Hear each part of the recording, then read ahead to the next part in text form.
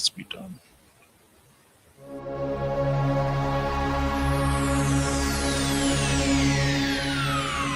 Ladies and gentlemen, may I have your attention, please?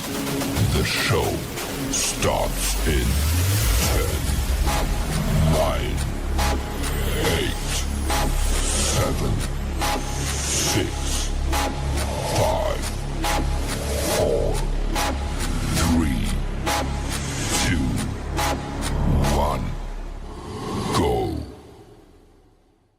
The following content contains adult language and humor that is not suitable for viewers under the age of 18.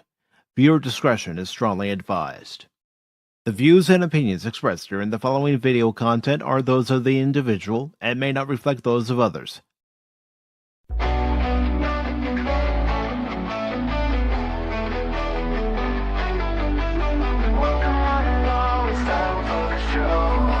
Pacific414 Pop Talk is here.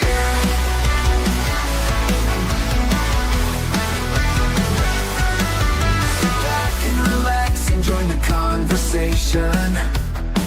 We got Baron, Orman, Tagge, Cash Money, 007, and even Mike too. Pop culture, entertainment, news and reviews. Discussions are had, opinions made. From the panel to the chat, everyone is welcome here. Reactions, watch parties, and special guests. We like to have a good time.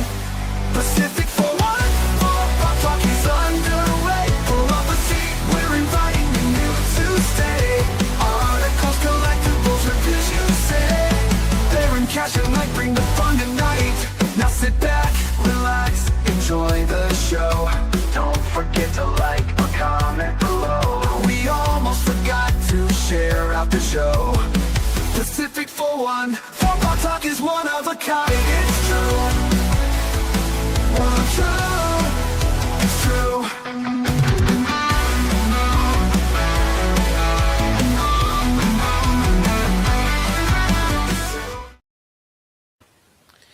Good morning, good afternoon, good evening, and welcome one and all to the Wednesday edition of Pacific414 Pop Talk, the first Wednesday edition of 2026, along with Cash Money 007. I am your host, Mike. Where's Baron? I don't know, Baron. Baron? I don't know, man. I don't know, Baron. You know, he had a dream about this donut. It was a really, really big donut. And for some reason, he found himself in a toilet. I don't know. It's crazy. I don't know. He just kept dreaming about that donut. Toilet? Ooh, I wouldn't touch that. Yeah, right. Oops. No. But, you know, it is Barrett. He sees that forbidden donut and he goes, forbidden donut. That's right. Every time. Yeah. Baron is not here. He sent us a message, said, I'm not feeling well, guys. Haven't felt well for the last couple of days. Baron, we told you about going for the forbidden donut. That's right, man. How many donuts did you eat this week? Come on, man. Come on, dude. Come on, especially that one in the toilet. Come on, man. What's wrong with you? Or you just thought you saw it and your head went into the toilet. So come on, dude. Hold on, long suffering. I think it's in here. Let me take a look. Honey, I don't see it. Where is it? Well, then he might have fallen down and just stuck in the bathroom. Who knows? It's pretty crazy. Guys, I'm stuck. Help, I'm stuck. Baron, what are you doing? I saw this forbidden donut. I had to have it. Oh boy. No, he sent us a message saying he wasn't feeling well. He hadn't been feeling well the last couple of days. So we're doing what we do best here on Pop Talk when one of us isn't around. If I'm not around, I expect Cash and Baron to mock me for not being around. When Cash isn't around and Baron's with me, we mock Cash, and well, Baron's not here, so we're mocking Baron. That's right. Like I said, it's what we do here. Mm-hmm. But Cash, how are you doing today? I'm doing all right. I saw a quality movie yesterday, Marty Supreme. It was It had a lot of heart to it. Well, it was basically about a character who was scamming people and stuff. He thought he had everything figured out, and then he got a taste of humble pie for sure. So Yeah, and I heard that guy who had his 15 minutes of fame, Ted Williams, the guy with the golden voice, actually makes a cameo in that movie. hmm. Yeah, Kevin O'Leary's in it. That was really interesting. Gwyneth Paltrow and Tim Chalamet. Nice. So yeah, it was an enjoyable film. But some of the other previews, I don't know, 28 Days Later, whatever, continuing. I just don't care about that. Some other stuff, but it I was know nice to Pat actually. Wannabe's looking forward to that one. It was actually nice to watch a film and not want to bang my head on something. So that was good in the theater. So Well, I mean, heck, the last time you went to the theater, you did bang your head yes, I did. after watching it, Yes, figuratively speaking. yes. Oh, and we always win it on Pop Talk. There's no script. We always win. Yep.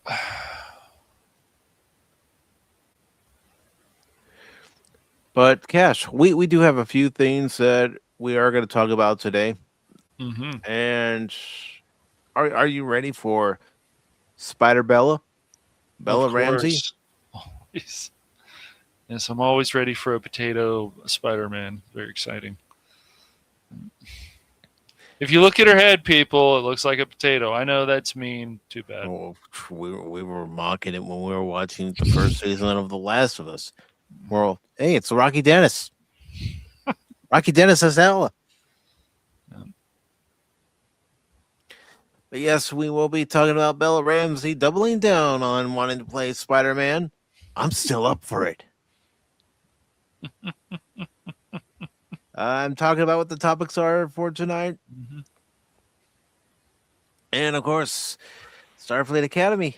You've seen that jem'hadar in Starfleet Academy and Unfortunately. preview videos and the promotional stills. Well, guess what? That fat jem'hadar is going to be teaching fitness classes in Starfleet Academy. Very exciting. Very exciting. Yes. And cheers to you, Tree Nug. Yes. Cheers to everyone who is here at this time. And Helion, good to see you. Cash, I wonder what you would say about me. What? I I don't know never you what that Cash well, is going to Helion. say about Baron and I. I'm still getting to Hey, know you, Helion. So And we know Cash, but still he comes across and says, "You guys are goobers." well, they can be. That's I'll admit it, I am a goober. And the other article we are going to talk about tonight is something that I alluded to on Sunday, talking about if and when Netflix purchases Warner Brothers, that Netflix wants a shorter theatrical window. Instead of your normal 30 to 45-day theatrical window for movies that are out in theaters released by Warner Brothers, if Netflix gets a hand on it, according to an article from Geek Tyrant, it's only going to be 17 days to go see a movie released by them. If you actually want to get the movie theater experience. What do you think about that, Cash? I think it's lame. I think you're putting pressure on people you don't need to put pressure on. That's what I think. Like that stuff.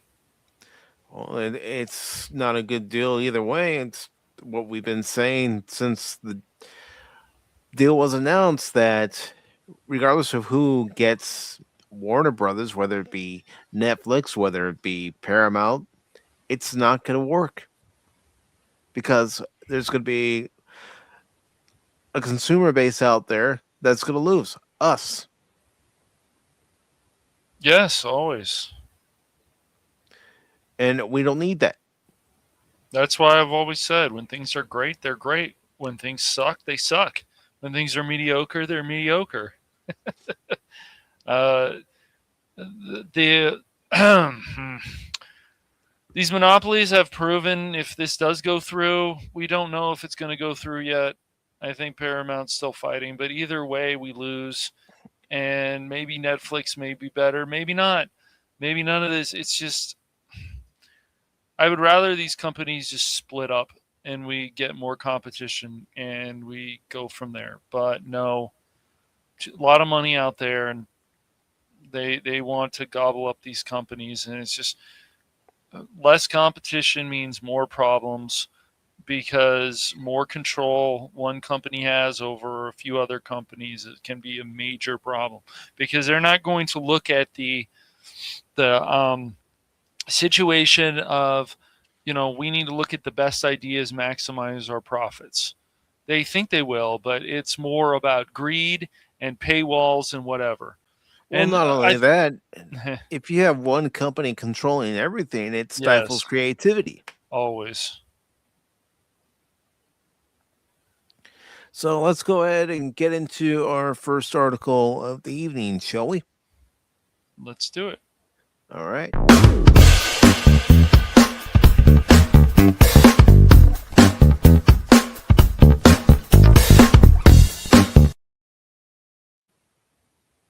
All right. So Bella Ramsey is doubling down on wanting to play Spider Man. Ooh. I'm still up for it. This is by Patrick Scanlon of Cosmic Book News. It was posted on Monday. Yeah, Rocky Dennis. Little Rocky Dennis. Bella Ramsey isn't backing off the Spider Man talk. At the Critics' Choice Awards, Variety again asked Ramsey about her earlier comments on potentially playing Spider Man in the MCU. This time, the answer was short and direct. I'm still up for it. It's Spider Man, not Spider Woman. Just saying. It goes on here to say Ramsey's original remarks about possibly playing Spider Man sparked a major backlash online with fans split over whether the idea was serious or clearly tongue in cheek. Despite the controversy, Ramsey's latest response suggests that she is not walking anything back. And it goes on to say the comment comes amid ongoing speculation that Marvel Studios may be eyeing Ramsey for a future MCU role, with some rumors pointing toward the upcoming X-Men reboot rather than Spider-Man specifically.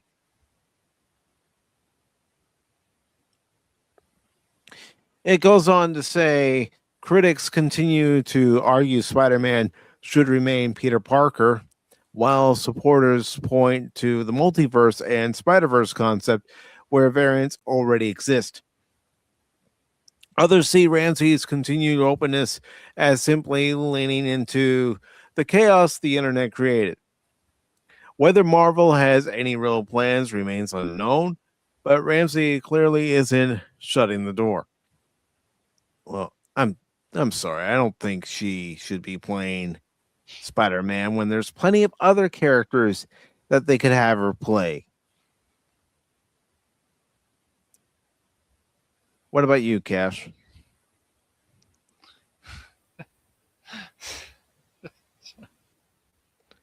It's just it's just that comment. I think this article broke Cash. No, just that comment in the chat. But well, Potato Head is annoying. I don't really see Potato Head as Ellie. Ellie is just I don't know. I'm just not a fan of Bella Ramsey. I know I didn't even know Bella Ramsey was in Game of Thrones until I found out later. I didn't find that out until we were watching the first season of The Last of Us. That's where she got at least one of her initial acting roles. That's yeah, I didn't know. But when people, it's just Bella Ramsey's a wackadoo, and I just like a lot of people in Hollywood, and it's just weird. Like I said, I thought Pedro Pascal as Joel was some of the best stuff about that first season of The Last of Us. I didn't care for her as Ellie. I don't know if it's because of the directors or the writers, but she was cursing a bit too much. Ellie curses, but not just like that, and it was like, And Helion says, I have no opinion on that's this topic. okay. That's fine. That's It's fine. all right. But no, this is. I don't really understand these people personally. I don't know. I mean, could this be just her way of getting attention? Of course. Of course, she may really want to play Spider-Man or her, him, it, whatever. I don't give a shit. Uh, I'm tired of playing these word games, but yeah, I don't know. I think it's ridiculous. If you're gonna play anything, play Spider Woman. But I don't really want. I don't know. I just don't like her as a person personally. I find her very annoying. I don't like her attitude, Yeah. especially during the promotion of the first season of The Last of Us, even the Mhm. promotion for the second season. I Yep. don't like her attitude. Nope. But yeah, I really hope nobody actually considers her for any Spider-Man related role. I'm not on the phone. Cash might be.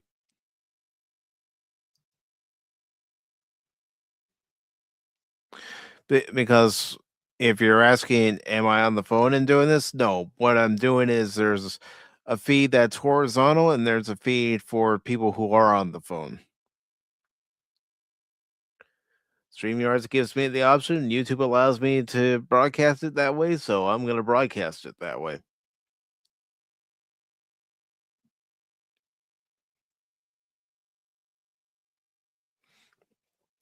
But again, I have no interest in Bella Ramsey as Spider-Man, and certainly sounds like Cash doesn't have any interest in it. So I'm going to go ahead and move on to our next topic.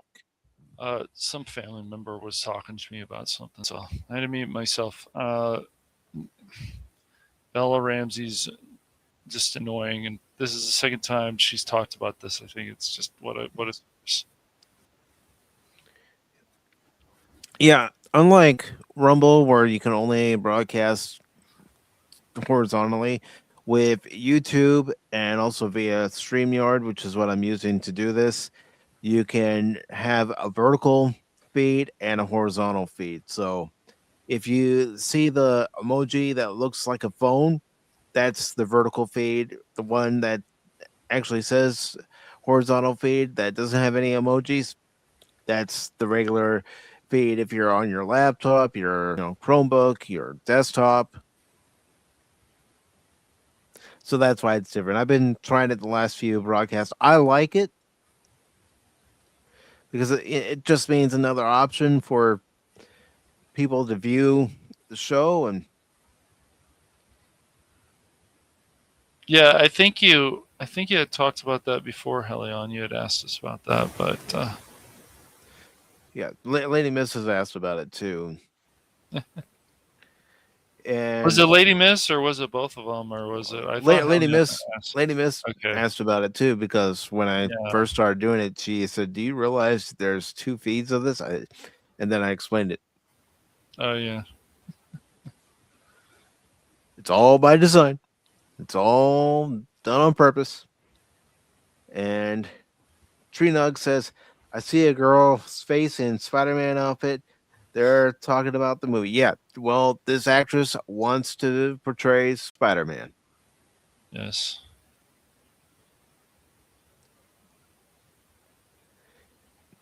But yeah, that's essentially why you see two different feeds, and that's also why I try to put it in the title for one to let everybody know that that particular one is the vertical feed, and then the other one is the horizontal feed.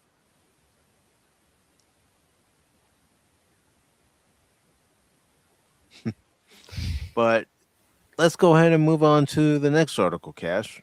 All right. All right.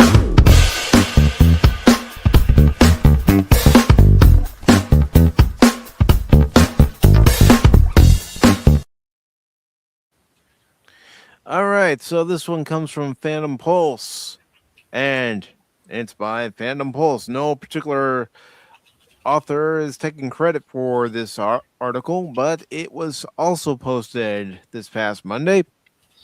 And it says, new Starfleet Academy promo image reveals that female jem'hadar. I mean, there she is.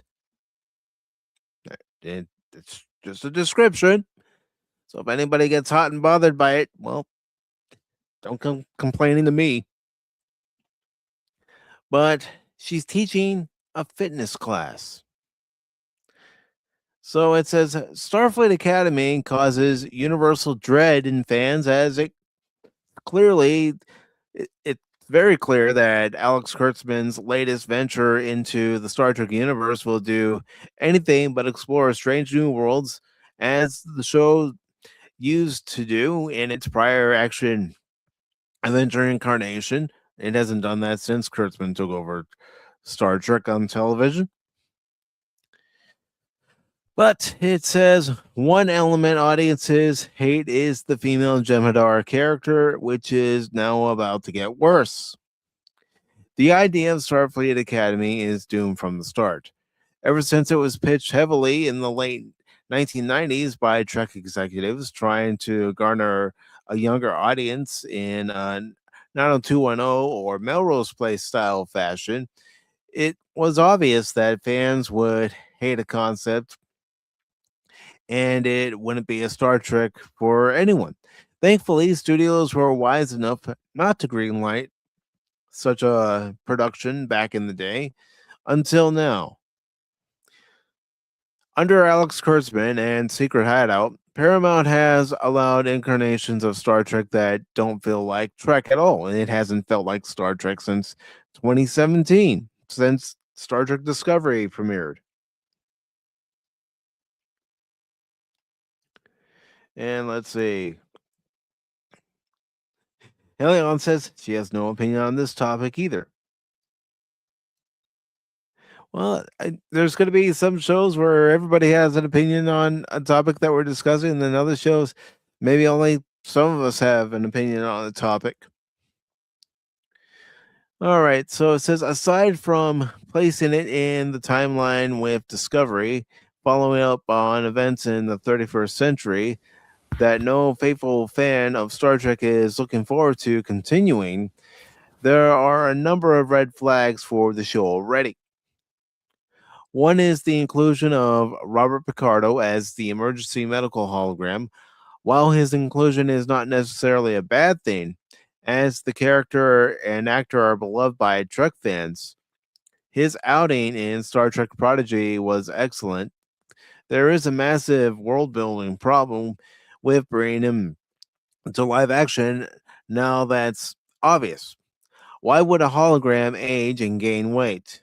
Well, to accommodate how the actor currently looks. Nighthawk, good to see you. How are you doing today? Yes. Hello, Nighthawk. It says the actor admitted he was nervous about reprising the role in a recent interview with SFX magazine. Well, you always do because Voyager is a well beloved iteration of Star Trek. I don't know. People have a different view on it now. It's not as well beloved as you might think, Robert. There's a question of how the fans will accept me as a character who, in theory, never changes, even though the actor playing their beloved hologram is 30 years older, a little heavier, a little shorter. Beyond having a holographic person who's aged a few decades, even though he's been existing over 700 years, there's another hologram, this time in the form of a fat young black woman. Very exciting.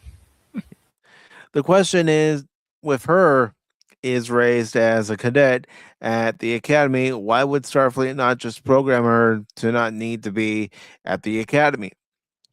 It seems like a waste of resources to have someone in an entry level as a holographic program who doesn't have the skills needed and has to spend years learning a trade when she can simply instantly be upgraded with whatever knowledge she needs. Well, this is Alex Kurtzman Trek.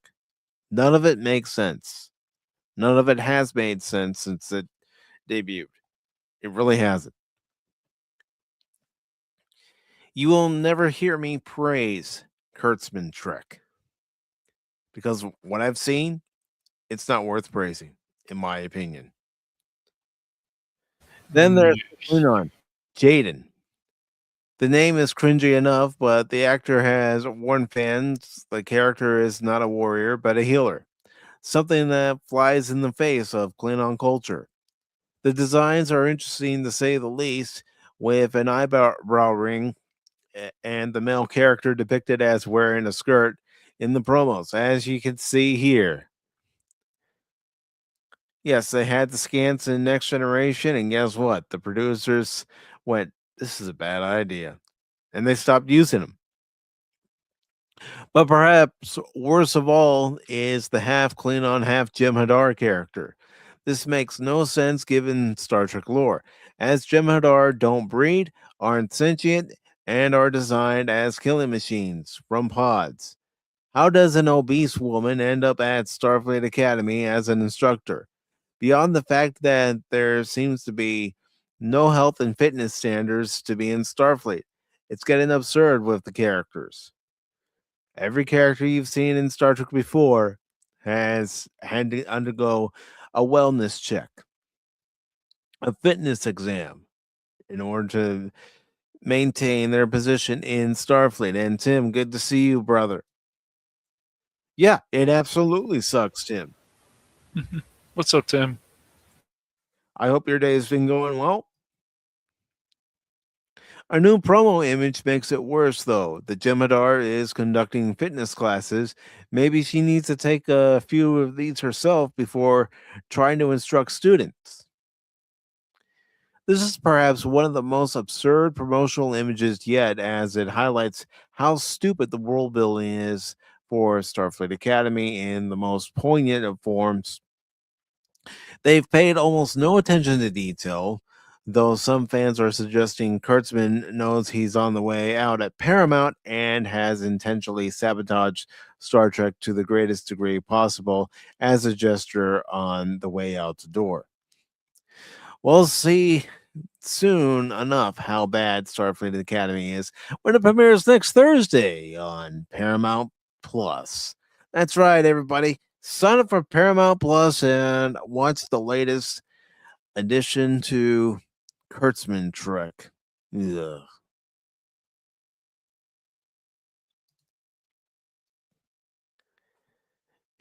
Even Stevie Wonder can see this looks bad. Yeah, it nothing that they have produced has been good. I know there are people who will say, Pacific, what about Picard season 3? I understand where some people are coming from, where they actually enjoyed parts of season 3, if not the whole thing. But for me, it still was a Hail Mary. It was admitting that your stuff isn't any good. So we're going to bring back this cast that you all enjoyed from a show that you all enjoyed that was on for 7 seasons, 26 episodes each season, and try to save our crap. But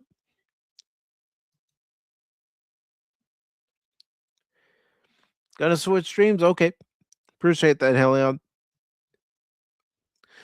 But as far as this show is concerned, I have no interest in watching it, and no, I will not hate watch it.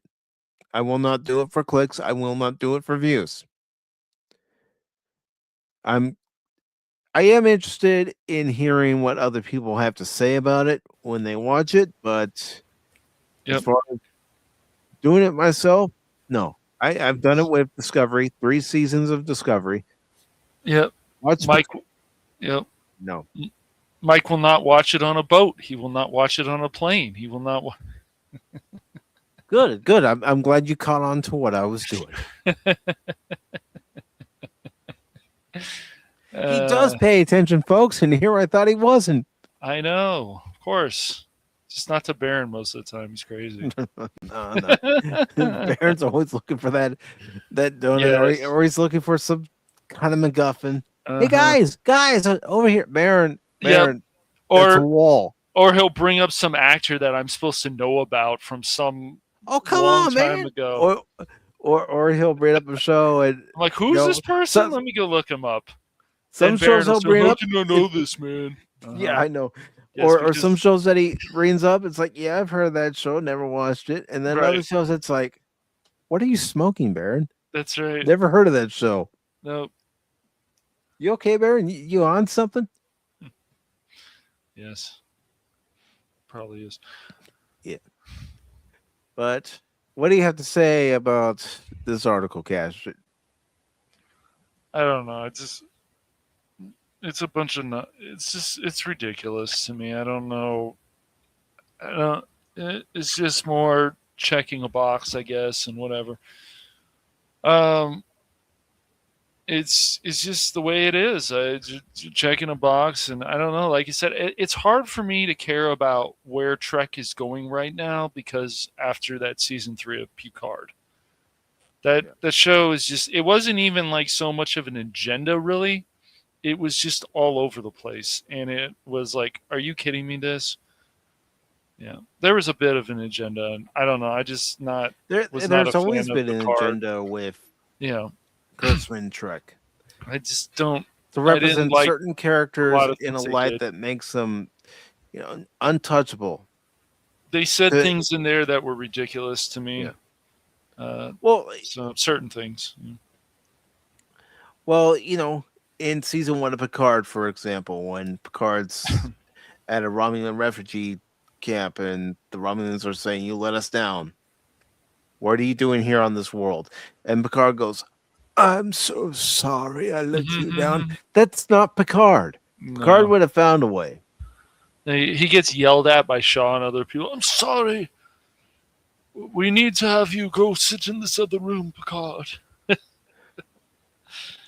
It's just Captain Picard. Yes, that was me in another show. Yes. But now I'm just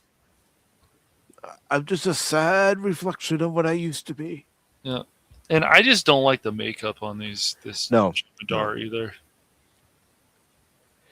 No. I mean, let me pull up an image of the jem'hadar that you saw on DS9. And how are you doing, Jet? Good to see you, brother. Hello, Jet. So give me a second.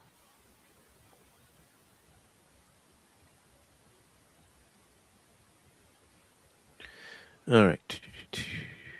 I want a good image. I don't want that image. That image is too blurry.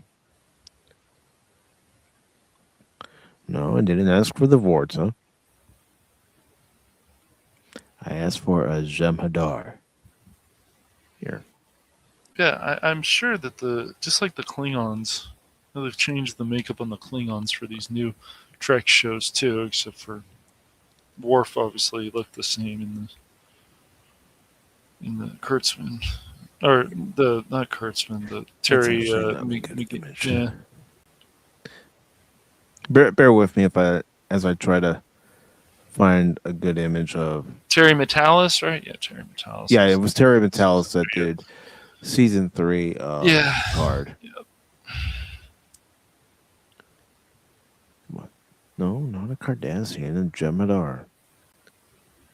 I hate it when you're searching for something, it doesn't bring up what you're looking for. There, thank you. This will work. Good makeup in a show should be always important, and what we're seeing lately is just ugh.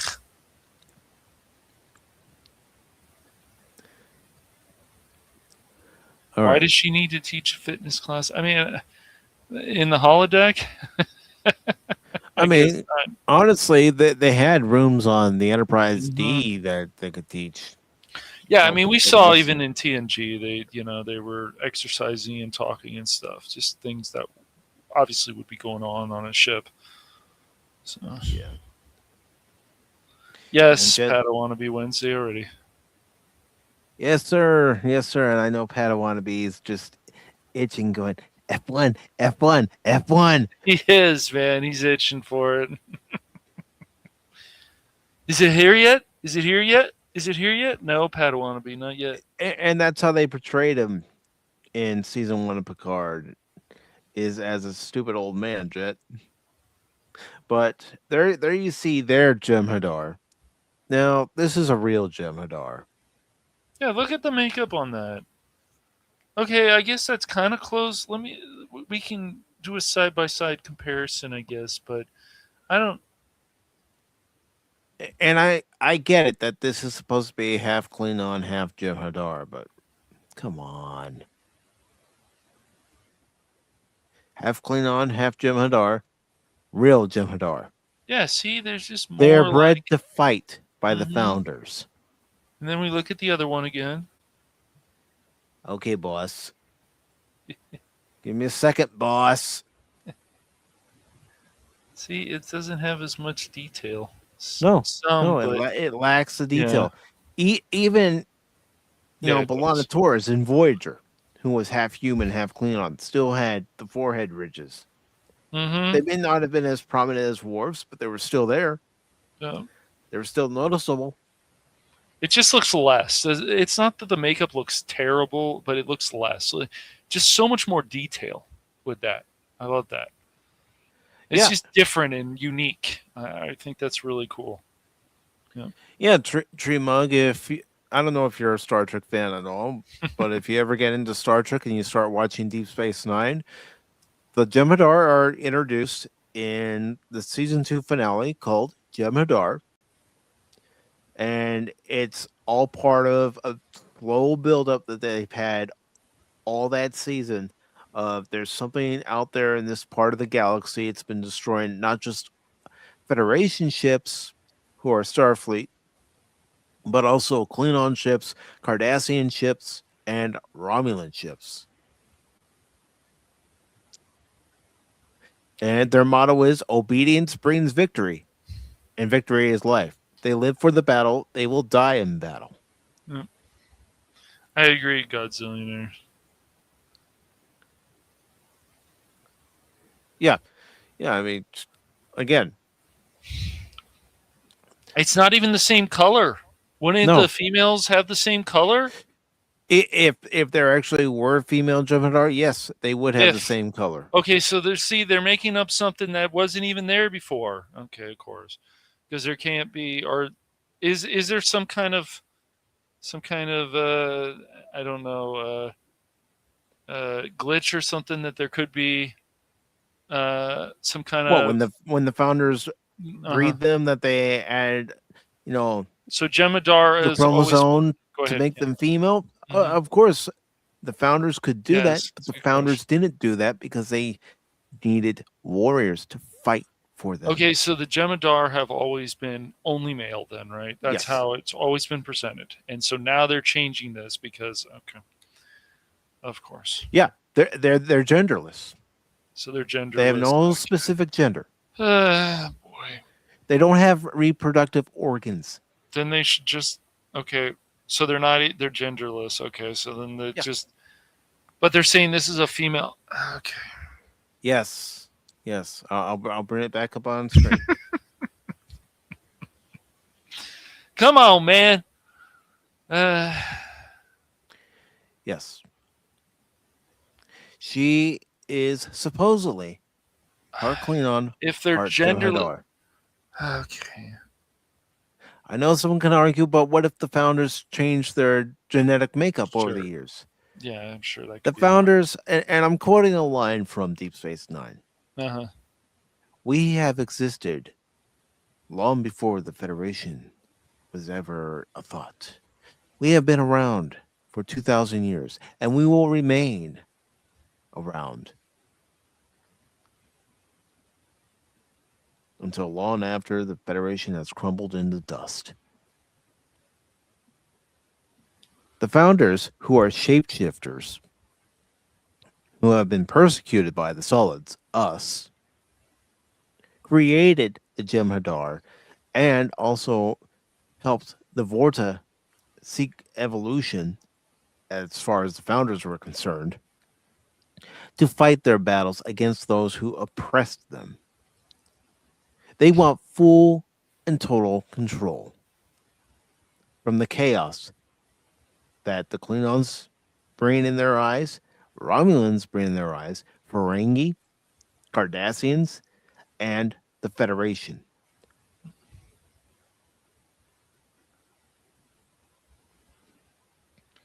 But now one of them would be part of Starfleet. They can't reproduce. So wait, then this is also the first time that a female jem'hadar is part of Starfleet as well, Mike.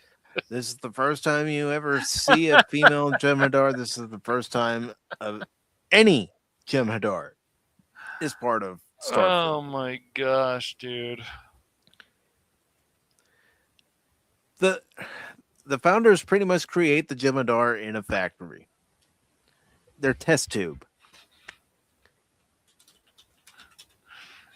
That's okay. That's crazy. That's really ridiculous to me. More nonsense. Okay. Yeah, it's ridiculous as to where they're taking established alien species, established lore, and just twisting it for their own stupid shows.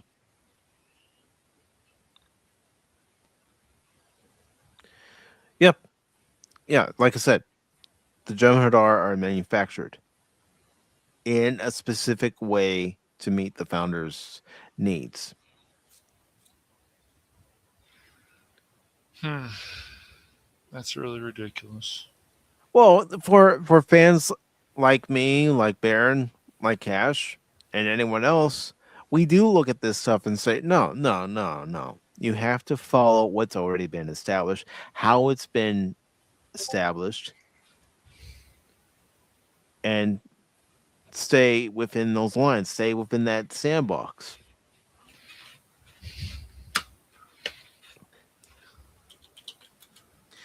Tim says in the year 65, you won't need no husband. You won't need no wife. You'll pick your son, you'll pick your daughter, too, from the bottom of the long glass tube.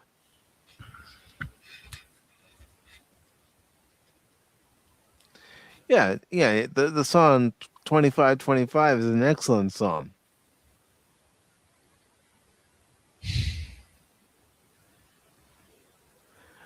Yeah, it may take the fun out of reproducing Helion, but that's how it was established for the founders, also known as the Changelings. And Padawanami says they Jurassic Parked them a certain hormone, a certain time, but we just deny them that. Life finds a way. It will find a way, but it's never been explained what the jem'hadar originated from.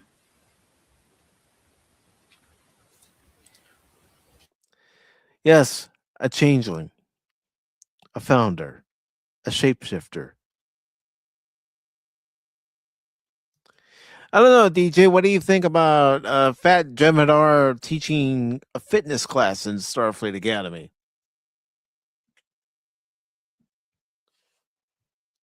I'll wait for DJ's answer.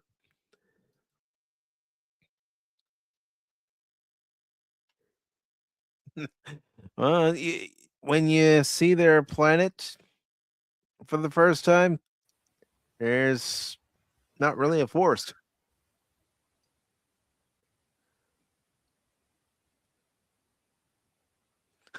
The Jem'hadar originated from Delta Quadrant dinosaurs. That's a completely different episode, completely different series. But I get what you're saying, DJ. Oh man. I would love you to riff this show if you were going to. Well, I wouldn't be able to do it alone. dude, I'd uh, have to have somebody in the trenches okay. with me. If we're we gonna put boots on the ground, I have to have someone in the trenches with me. oh man, we already went through the But whole I mean, season of yeah, we Picard. already went through that crap in season 3 of Picard. You, you guys, if you could have only heard me in the Discord, you think I'm foul mouthed there in this stream? I was more foul mouthed watching it in Discord than anywhere else. You know, Yeah. Your reference is spot on, DJ.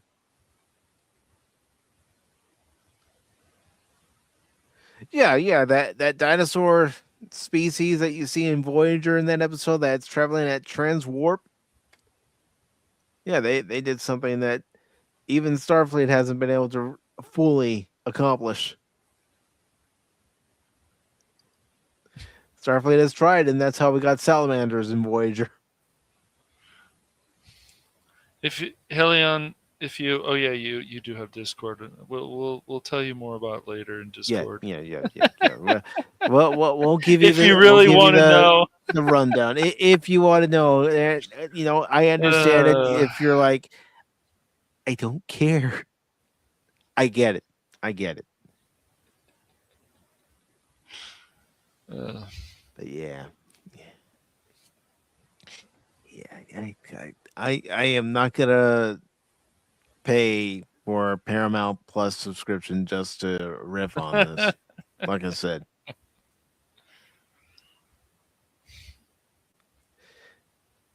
Hey, good point too. yep. Because, We'll find another topic you do like talking about, Yeah. Helion. but you know what, Cash? Yep. If we did riff this, I got a feeling I would leave the studio on Rumble. I would just say nope. I have a bad feeling that this would even be worse than what we watched of season 3 of Picard. And we know other people we've even had on the panel that we enjoyed it, but that they enjoyed it. Excuse me, not us. And again, there's nothing wrong if somebody actually enjoyed season 3 of Picard. Just because I didn't enjoy it doesn't mean they shouldn't. It's all right. Sci-fi is not for everyone, Helion. It's just good to, if you only people that want to talk about sci-fi and stuff. That's okay, I guess. But people should open up their horizons, have some more variety. Like if somebody's not really into sci-fi and they're on a date, for example, probably not the best idea to talk about Star Wars. Just saying. Yeah. Well, I mean, how many of us, and there are a few of us out there, are not only sci-fi fans, but we're also baseball fans. And, the moment you see that, for me, for example, that the Cubs game is about to come on, you're like, see you guys, gotta go watch the Cub game. Where are you into that sports ball? It's baseball. I love it. Yeah.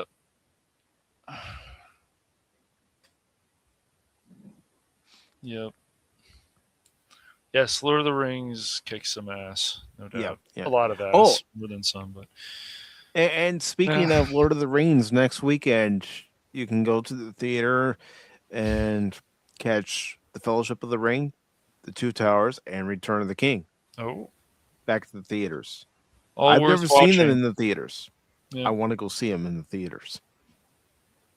I can see why people want to do that. I've watched them at home, and as I've said before, but we do have some new people, so they haven't heard this story yet. It was back in 2021. I had my HBO Max subscription at the time, and I thought, you know what? I want to watch The Lord of the Rings and check it out. I've read the books a little bit, but I'm not well versed on it. But I thought I'm going to go ahead and watch The Lord of the Rings. Now they had the theatrical version on there, but they also had the extended version. And I decided, heck it, I'm going to dive into the deep end and watch the theatrical version of all 3 movies. And I enjoyed it. And I'm sitting there and going, you dumbass. You should have gone to the movie theater to see these when they came out. But I no, did you're like, oh, these look stupid. That's not the that. first time I've said, oh, this looks stupid, and then Yeah. watch the movie and go, you dumbass. Yep. I definitely saw all of them in the theaters. Yeah. Hmm. I had to watch The Hobbit by myself in the theater. Well, that's Hey, at least why, you got a private showing. yeah, if people want to watch stuff and people are cool and chill and stuff, there's always like watch parties people can do in the Discord, in VC. So Or put in on the Cosme, words, like we talk and do it here on chill, Pop get to Talk. know each other, whatever. Yep, exactly. And again, you got straight to the point, Cash. Hmm. Even doing streaming, you're welcome here as long as you're chill, as long as you're cool. But the moment you're, a dick, then I'm gonna say bye bye. See you later.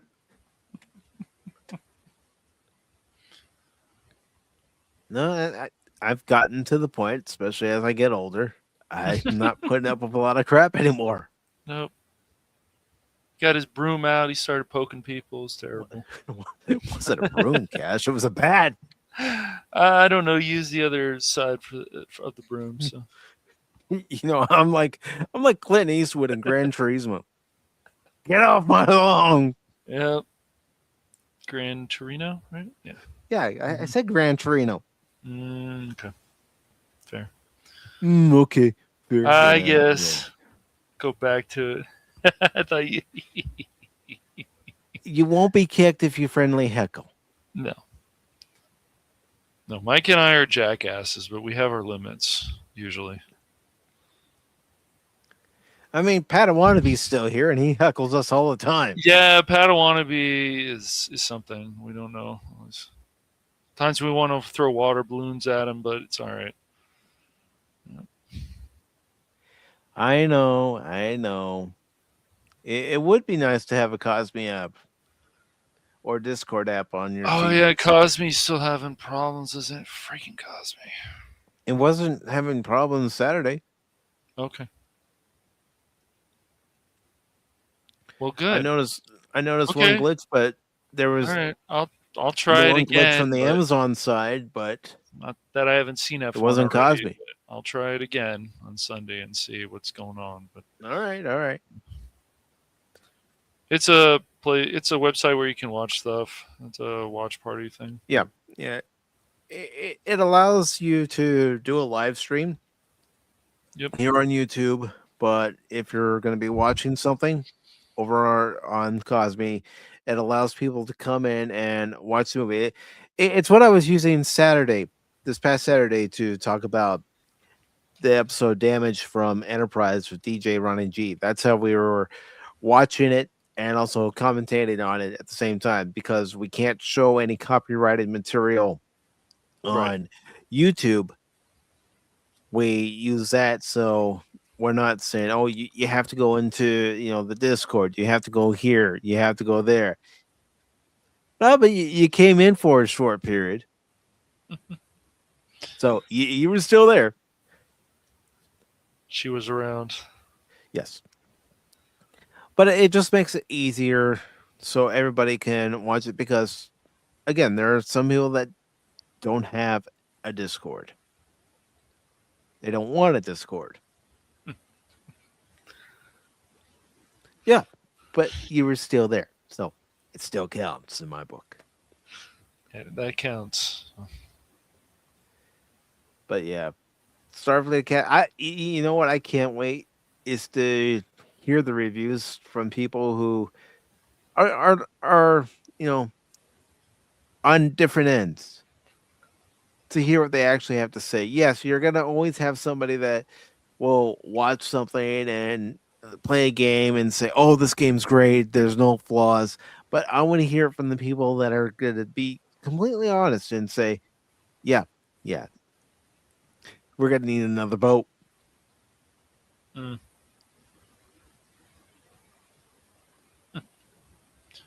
Our YouTube leader is very anti-Discord.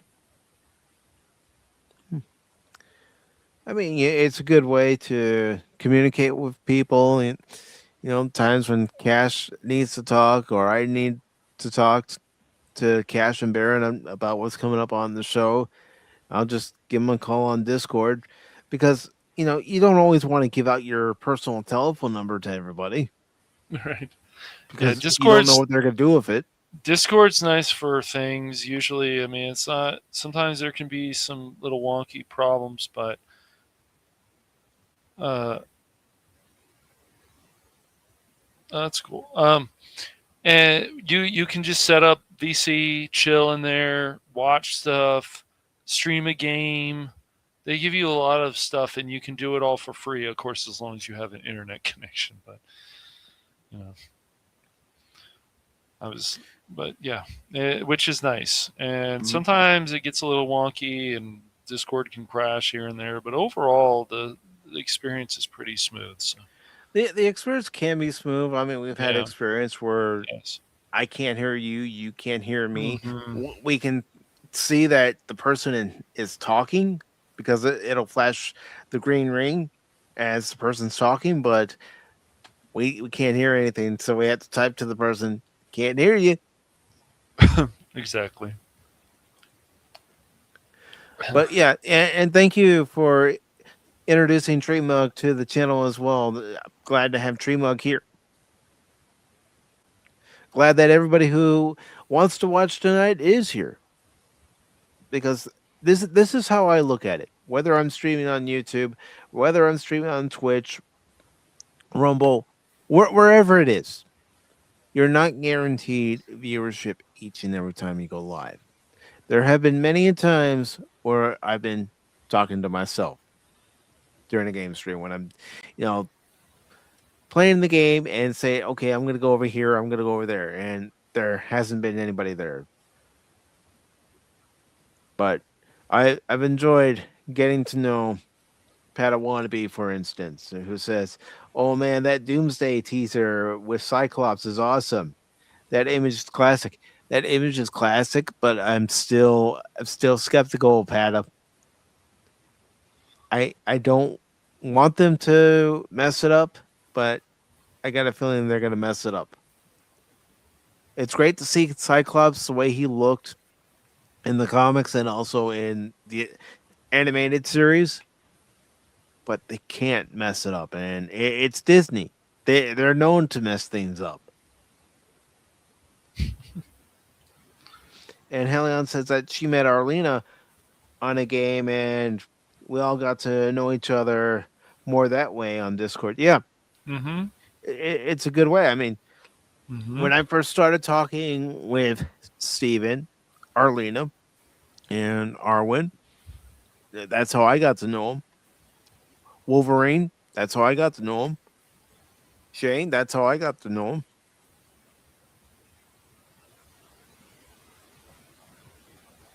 And Patty says, "Oh yeah, for sure, me too. Yeah, yeah."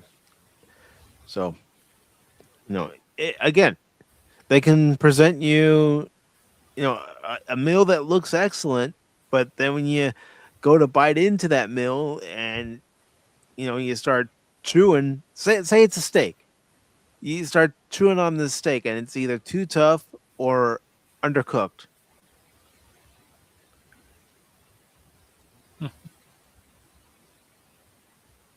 Yeah, yeah, you never know how you're going to be introduced to other channels, and that's what's great about having a channel, whether it be on YouTube or Rumble, or for someone that doesn't even stream at all. You have a Discord and you start having a conversation with people. You start learning about people, and getting their different personalities. Finding out that Baron loves that forbidden donut. He does. Really does. Yeah, it is a good game. I should play it again. Maybe I'll play it at some point during tomorrow's stream after I'm done with doing whatever it is I want to do in Shinobi. But are you all ready for our last article? Dun, dun, dun. Are you ready? Are you ready? I hope you are. Ready. Because our next article is also our final article.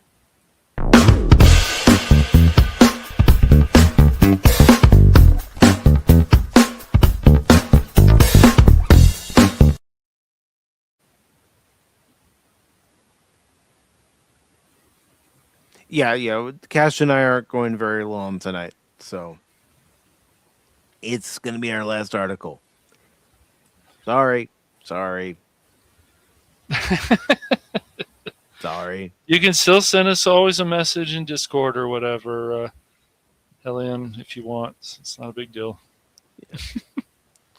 So it says Netflix is pushing for a 17-day theatrical window after a Warner Brothers deal, and theaters aren't happy. This comes from Joy Parr of Geek Tyrant, as you can see up here.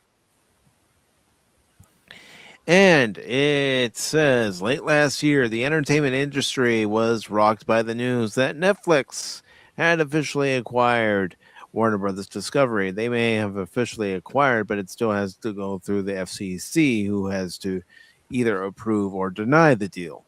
Mm-hmm. In a deal reportedly valued at $82.7 billion. It was the kind of seismic shift that instantly sparked anxiety across Hollywood, especially among movie theater owners who saw the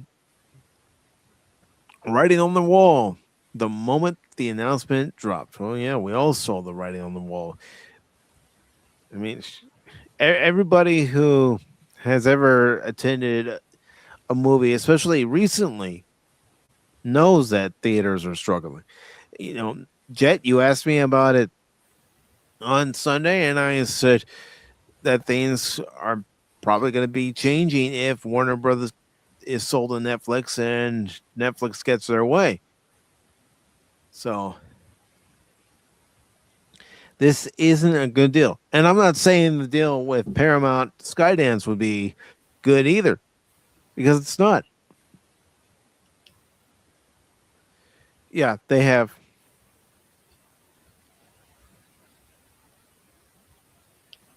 a Yeah, new show that's not sci-fi. Well, then that rules out Fallout. that's true.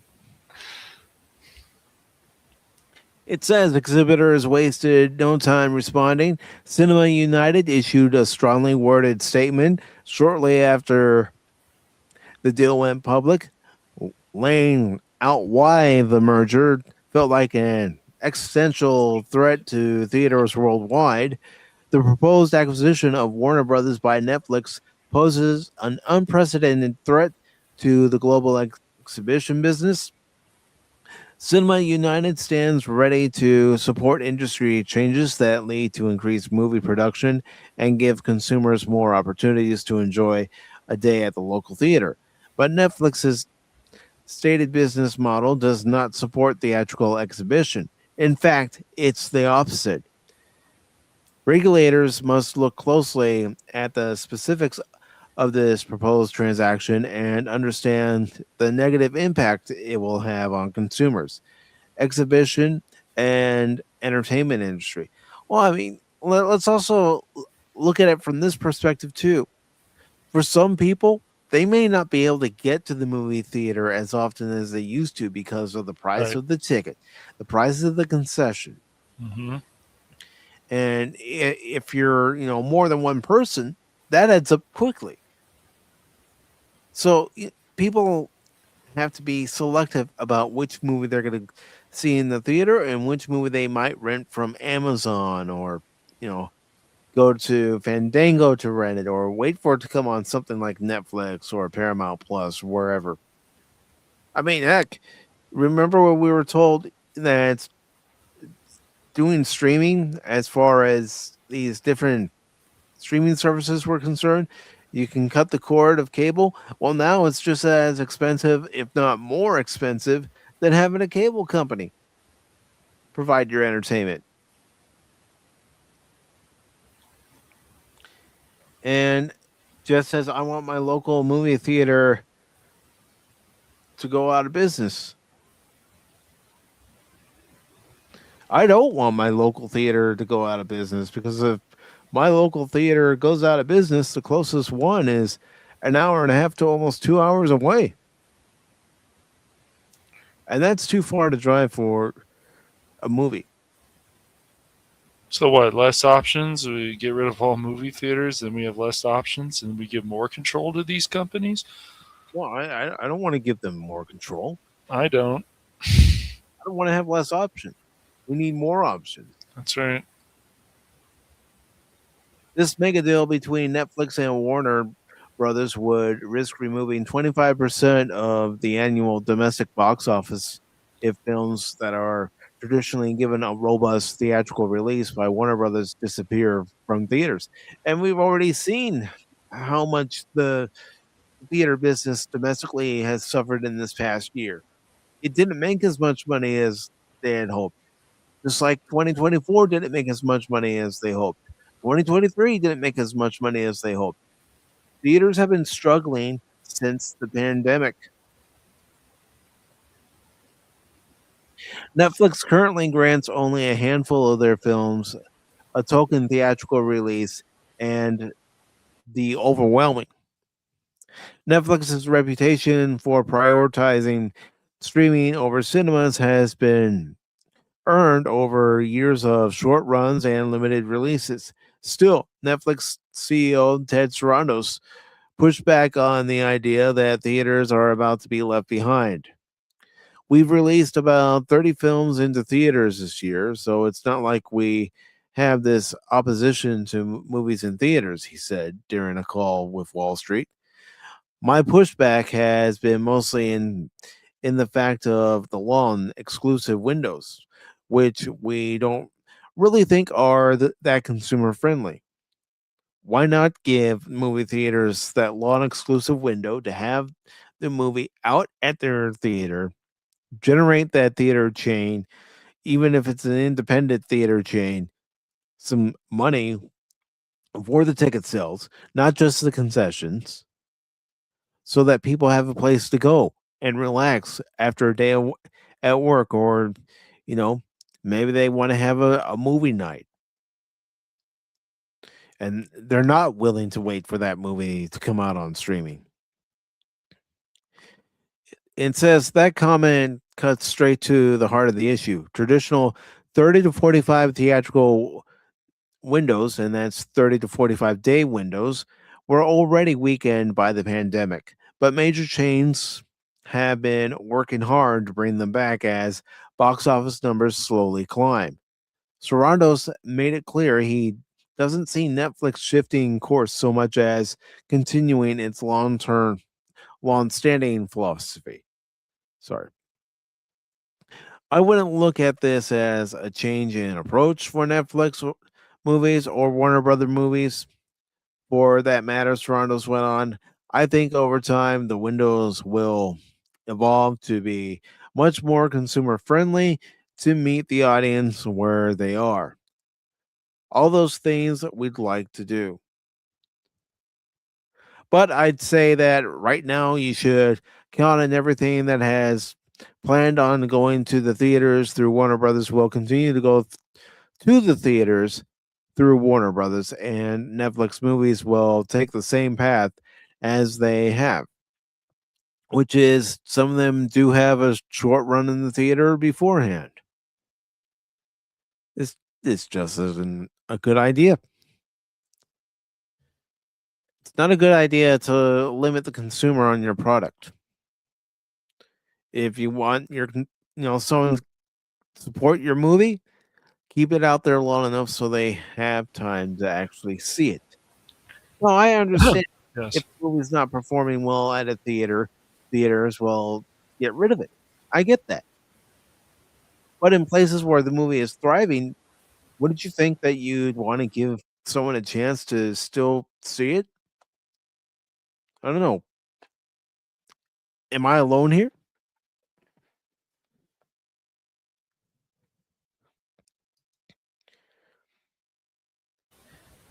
And Helion says, I have to do other things when I watch a movie or I fall asleep. Movie theaters make it difficult for me to stay awake. Yeah.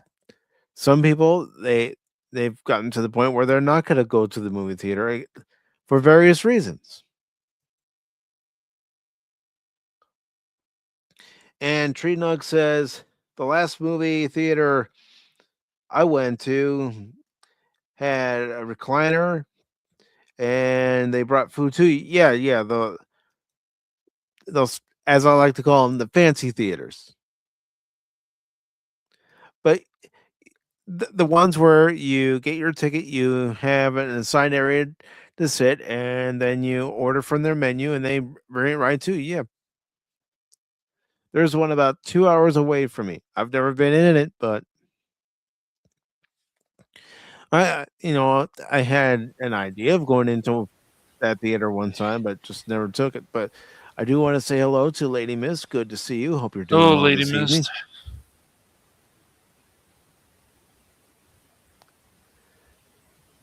And Godzillionaire says Yes. that 17-day thing will kill movie theaters. Like, I think that's what Netflix wants to do. this is what they want to do, and then there's a number of people like, we don't care about this anymore. We don't care, and then people are like, say things like, this is just another example.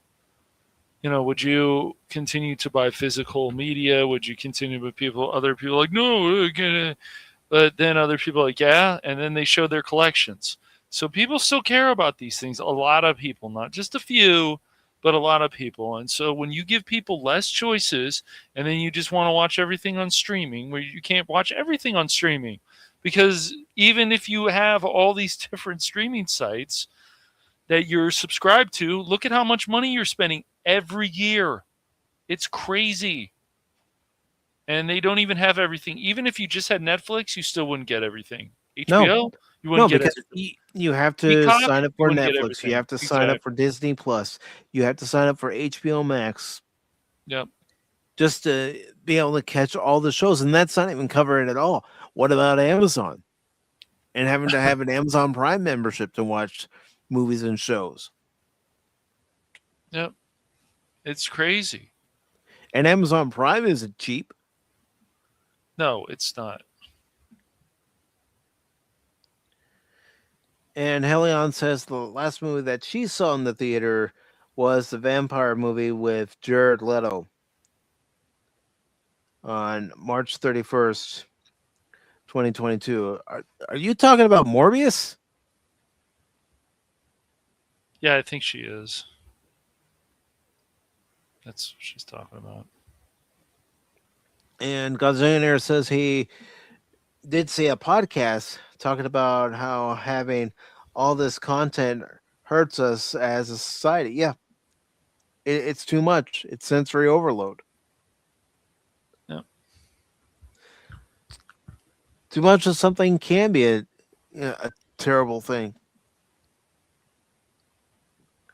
Growing up, there were like 5 to 6 shows total. Everyone watched them, so we had a shared cultural base. Yeah, yeah. I mean, remember going into school the next day after watching a popular show, or going into work the next day after watching a popular show, Mm-hmm.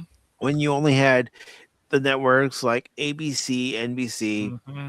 CBS, Yes. and I'll even include UPN and Warner Yep. Brothers during that time. Mm-hmm. But people would go into work. They would say, "Hey, did you see that latest Friends episode? Did you see 90210? Did you Yep. Did you see Buffy the Vampire? Did you see Dawson's did, Creek? did you watch that last episode of Roseanne?" And Yeah. Did you watch Seinfeld? mhm. Did It you was watch Fran? water cooler talk. Yes. Yeah, those are. Matlock's a good show. Still is. I don't care about female Matlock. Nothing against. What's her name? But Kathy Bates. But Yeah, yeah, there is no reason we need a female Matlock. But whatever. yeah. And Helion says she misses living in a slower world. Yeah, nowadays is we want it now, now, now, now, now, now. Give it to me now. When before, no, we had patience. And the Godzillionaire says it's Morbin time. Well, I mean, think about it. Something like Power Rangers would have been a success now if it debuted now, like it was back in '93. I don't think so. Not, it wouldn't have been the success that it became. It wouldn't have had that cultural impact. Star Hmm. Trek: The Next Generation being in syndication allowed people to catch it much easier than being on a network.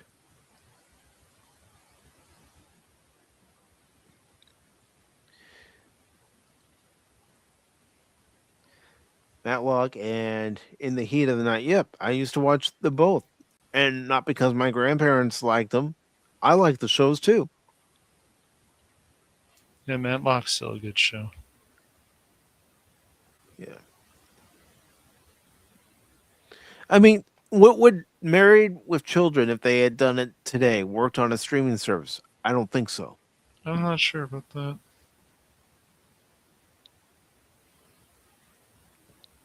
But this article goes on to say, according to sources cited by Deadline, Netflix has been advocating internally for a 17-day theatrical window. The report claims that such a move would steamroll the theatrical business, especially as chains like AMC continue to argue that the line needs to be held closer to 45 days. It does. You need to give these businesses a chance to survive. We're Yes. losing a lot of businesses anymore because if you're looking for a store to shop in, I'm noticing a lot of them are closing because people are shopping online because it's more convenient. Hmm. I'm sorry, Cash, but if I notice that my local Walmart or even my local Target has the item I'm looking for in stock, I'm not going to order it from Amazon. I'm going to get in my car Yeah. and I'm going to Uh-huh. drive to the store to pick it I up. I think it's good to still pick stuff up from the store. I mean, yeah, I buy stuff from Amazon here and there and other places, but I mean, I picked up my Switch 2 at the actual store, so mhm. So it's still good. There, I still buy stuff at the Apple store if I need it. Hmm. So certain things. And Helion says that she was raised by her grandparents. And those shows I watched with my papa. Yeah, those shows bring back memories. I mean, when my grandmother would come over, and this is my grandmother on my mom's side, when she would come over and watch my sister and I, we would turn on NBC because NBC had two shows that she liked: Empty Nest and Golden Girls. Hmm. So that was my first exposure to the Golden Girls.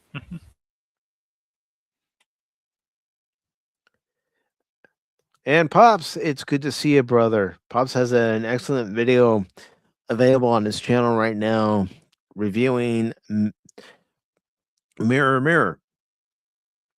And Pops says about this proposal, 17 days is a joke. AMC should just demand Fathom event style special events than to demand more money, higher ticket prices. Well, the thing is, Pops, this is Netflix's proposal if they get Warner Brothers. They want this 17-day window.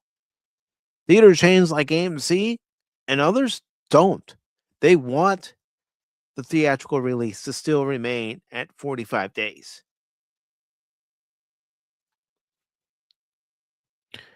And it says from a purely financial standpoint, Netflix's position isn't hard to understand. Most movies earn the bulk of their box office revenue in the first 2 to 3 weeks, but theaters don't rely on longer windows just to squeeze out extra dollars from a single title.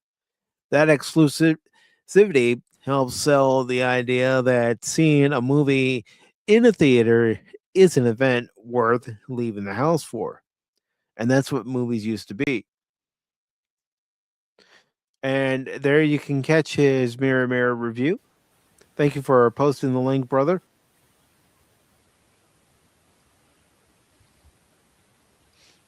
And Helion says, I realize now I'm older how much I didn't understand about the Golden Girls. No, when we're watching it as kids, I can't say I understood, the humor in it and what it was really about. But now that I'm getting older, I understand it a lot more than I did.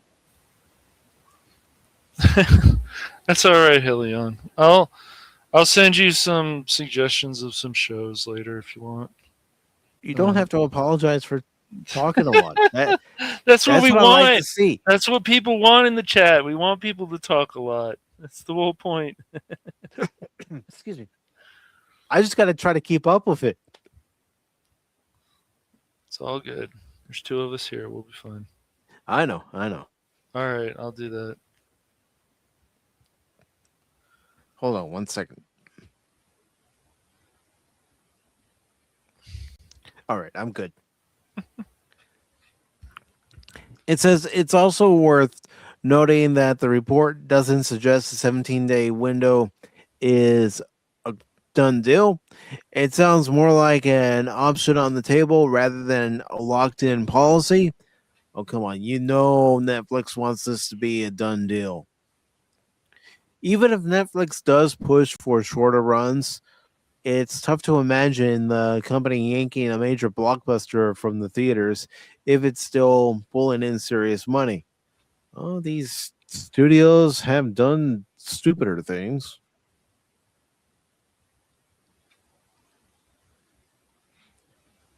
And Helion is saying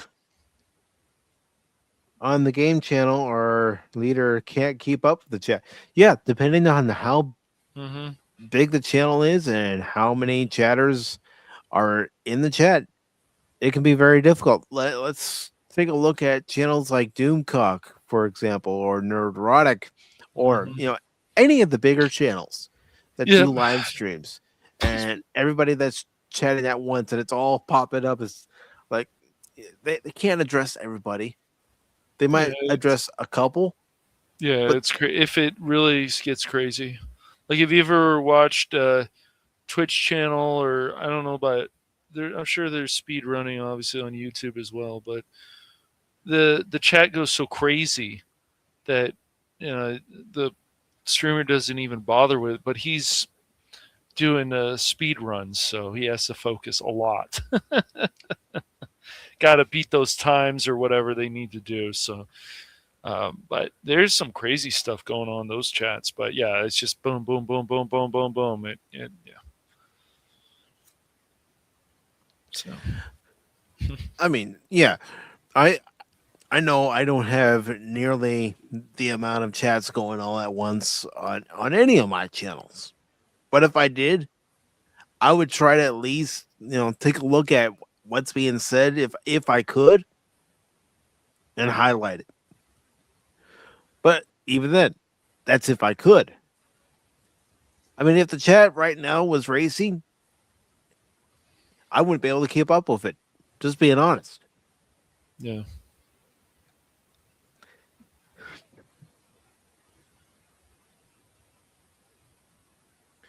I think I'm getting a cold. that's not good. No, it's not. No, it's not. But the problem is with all this stuff is Netflix. It's just more control. It's always more control. You see this time and time again, and you see it gets worse and worse and worse. They take away less options from the consumers. The companies are controlling more. Then they want you to spend more money, and it's just a bunch of crap. It really is. So hopefully, I don't. What I think is Warner should go with some other company that really is going to care about them, and there's got to be some. I wish there could be a number of people, fans, together a number of money, raise money, and buy Warner Brothers.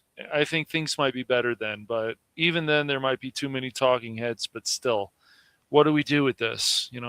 What should we do with this? So, yeah. I hope I'm not getting the cold either, there, Lady Mist. So, but you have to have these companies that have money, and even fans putting together all this money or trying to. it would still end up being a problem. But Netflix owning Warner is just not good. Paramount owning Warner to me is not good either. Either way, it sucks. I mean, if you had to choose the lesser of two evils, I think Paramount Skydance would be that lesser of two evils, but that seemed not saying much. No. Because again, the way it's going to affect the consumer is the fact that you're going to have these streaming services that are going to go up in price. Yeah, I that's a mean, good point. that's going to be the Props. given. Yeah, that's a good point, man. Yeah, so am I. Considering that they do have some good movies on there, and also they have some good shows that some people like. For example, Mhm. you and Crit like Ted Lasso, Cash. We did until season 3, but yeah, one of the few things I've ever watched on Apple TV. So. But yeah, I think they have some quality content on there. Just once again, it's just another streaming service. Do you have this? Do you have that? I mean, Mm-hmm. it's kind of nice. You pay for a certain amount of money, and then you get a lot of these streaming services like Six or something with Spectrum because they couldn't handle them by themselves. They can't maintain them by themselves. They need something like Spectrum. So Well, with Spectrum and Disney having to make that deal in order to have Disney programming and excuse me, sorry about that, folks, and ABC, you know, on Spectrum, it's like I'm sorry, even with the cable providers making that deal, what if I don't want Disney Plus? right, What? exactly, Why can't you ask, a subscriber, do you want this? Give them the option. Do you want yep, this or do you not want this? If they don't want this, well, then it's not part of their channel lineup. right. And it's good to see Penny. I hope you're Hello, doing well Penny. this evening. Yeah. The problem is with all this stuff. That's why a lot of people are very they don't want to look at the bigger picture, and the bigger picture is, and they have every right to do this, but I think the FCC needs to step in sometimes and say, "What are we doing?" That's their job, is to You know, step in and that's make what they're sure that supposed we to don't do. have these monopolies, but Yeah, they haven't been doing it. Look at Disney. They shouldn't be owning half of what they own, but they've just let it slide. Like, okay, yeah, you can have Fox. You want Fox? You want Marvel? You want right. Star Wars? There you go. The problem is that these companies that are taking over this stuff, they don't want to maintain this stuff for years and years and years and years and whatever to come. They'll change things they don't need to change and all this stuff, but sure, Netflix can do some good stuff. I really liked One Piece, but then there's other times I just don't care for them. Uh, yeah. Well, the thing about the Dodgers, since you brought that Great. up, You got Cash started there, Haley, out there. I'm not going to go The too long show's on it, over. I'll but just sit back. yeah, right. Is that they are deferring money. It's not so much the owners should always spend money. Every owner should spend money. They can do a lot of things that the Dodgers can do. But the reason that a lot of these players lately, especially the last few years, have come to the Dodgers, and let me tell you, the Dodgers have their problems. I'm not going to sit here and say that the organization is perfect. They have an agenda sometimes, but the team itself, Dave Roberts, the players, um, they and the product, they want to put on a winning product all the time. And like I said, even winning the World Series is supposed to be hard. All this stuff is supposed to be hard. It's not supposed to be easy. Um, it doesn't matter what team it is. But yes, if more owners would spend money, if players would defer money, if other players would stop being greedy about money, um, those things all will help your team. And you've got to find the right personnel to fit the team as well. So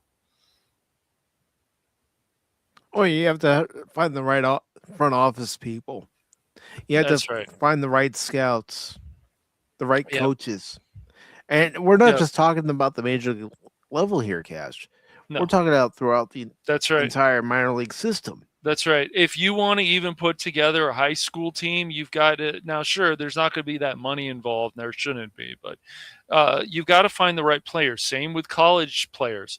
The problem is now with the college students getting more, the college athletes getting more of a piece of the pie. It can open up Pandora's box. Surprisingly, a lot of other teams, including women's teams, basketball teams, gymnasts, other people haven't say, hey, why aren't we getting more of the piece of the pie? So I don't know. With the portal, with college basketball, and all the money that it brings in, and it brings in a lot of money every year, as well as a lot of these different sports, including obviously football, college football. The problem is also, well, okay, the school paid $4 million, for example, for this quarterback. And well, what if he doesn't perform that well for the year? Was he actually worth the $4 million? And so then more questions are answered or asked, as well as hopefully answered. But And Pop says, yeah, "Oh no, Cash is defending the West Coast Yankees. You can't talk baseball finances because system is so total good." Yeah, you got that right. And you've got an owner in Tom Ricketts who owns the Cubs, my team, and he won't sign any free agents. Oh yeah, well, trade one of our top prospects to the Marlins like they did today for some starting pitching, but we won't actually go out there and sign a starting pitcher. right. Well, like I said, the one of the reasons that a lot of these guys, they defer their money because they want to bring in other players, or they want to bring in their friends, or they want to, but people have to understand this, and people still think that it's just the money. The Dodgers before have spent a lot of money. They've lost to the Padres. They even lost to a team that cheated them in 2017. That's all been erased now, pretty much. It sucks, but it did happen. They cheated some other teams too, but they cheated the Dodgers the worst that year. And then a few years later, they actually won the title. It was legit. The Astros won legit. I can't say it wasn't.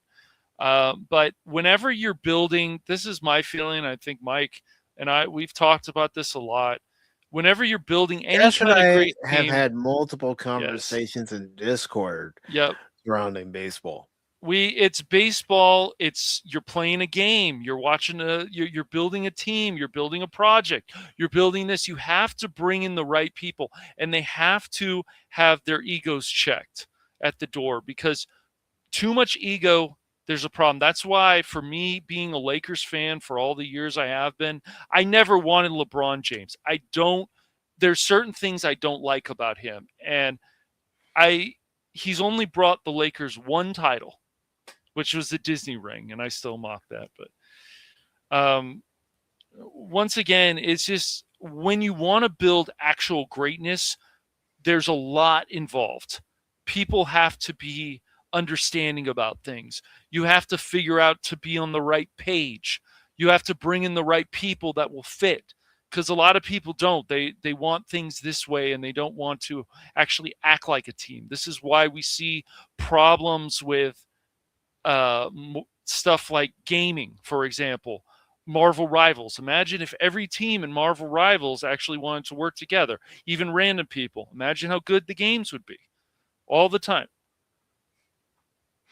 Oh, Pops, Cash and I have had multiple conversations about the extra innings Ghost Runner. Yes. Oh, Yes. God. Awful. Awful I rule. hate that just as much as I hate the DH in the National League. The thing is that these sports that are bringing in all this money, when they start doing some kind of stupid agenda, they can do whatever they want, but they have to understand that people aren't going to just be like, oh, I'll accept this. I'll always accept this. The Ghost Runner is idiotic.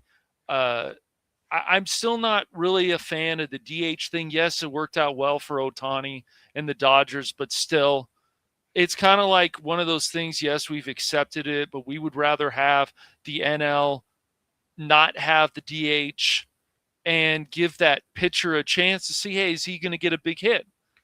Other people will not agree with that, and that's fine. But when things are great, there has to be these other people that want to try to fix them. And you don't need to fix these things because they're really great. So just build on them. So the Ghost Runner is idiotic. Another example of this, I think it's idiotic personally, and this is just my opinion, when you're not allowing people to have their own server on a game. That's giving them less freedom.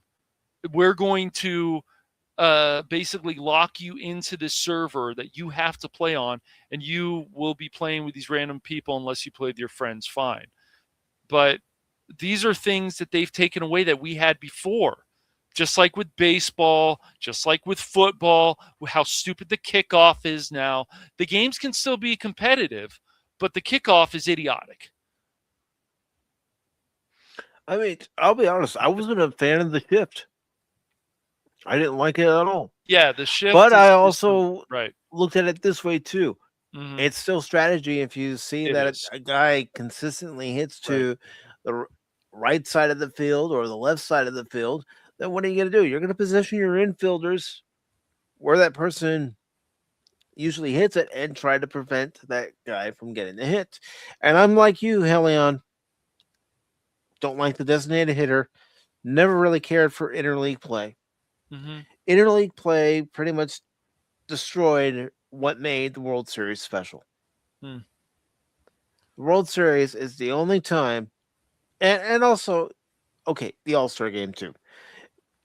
The All-Star game and the World Series are the only time that you should have a National League team and an American League team meet up besides spring training, because every team in the Grapefruit League or the Cactus League meets up in spring training. But for the regular season and for all the marbles, that's the only time the American League and National League should meet up is in the World Series, not in interleague play. I know they do it in football, and that's football. Right. Yeah. I mean, but not in baseball. I'm not a big fan of all the teams playing each other during the season, but that's how things are now. And I mean, the World Series last year, the ratings were huge. So, it even got other people more interested in baseball, even if they're not Dodger or Blue Jay fans. But certain things continue to taint the game. A game that was already great, but this is what they want to do. They want to try to, what can we do to bring in these other people that think this is boring? And we'll make this more exciting. We'll bring in the pitch clock. We'll bring in this. They don't just do this with baseball, and they don't just do this with sports. They do this with a lot of things. I can even tell you they bring back in anime. They start changing things, for example. It's a whole list of stuff. Why? Certain things don't need to be changed. Mm-hmm. So it's really annoying. And Helion wants to know our thoughts on the league expanding. Yes, they do want to add 2 more teams. I don't. Charlotte's been mentioned. Tennessee's been mentioned. Portland's been mentioned. Maine's been mentioned as possible destinations. Do we need 32 teams? Well, you could ask me when we had 26 teams in the league.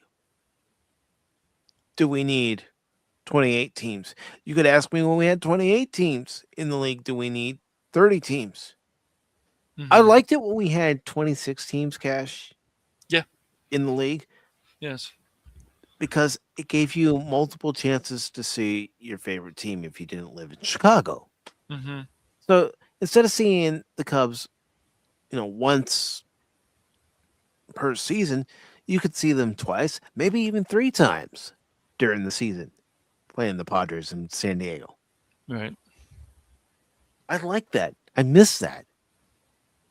I don't live in San Diego anymore, but yeah, I like. And yeah, Utah was mentioned as well.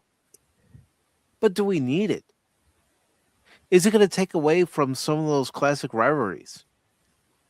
You got the Red Yeah, Sox and right, Yankees. You got the exactly. Cubs and Cardinals. You got the Dodgers and the Giants. Yeah, Hmm. yeah. I don't know.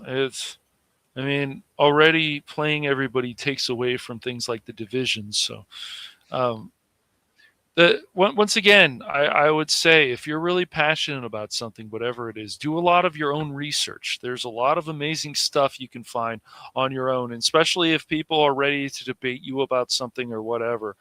Just always, I would recommend, and I don't think this is talked about enough. More people need to do a lot of their own research. There's a lot of stuff you can find out. That's fine.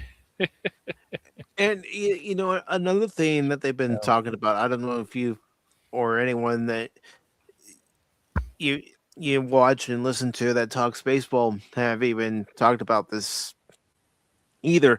But what they're talking about is if the league goes to 32 teams, then your current National League and American League, Western Division, Central Division, and Eastern Division would cease to exist.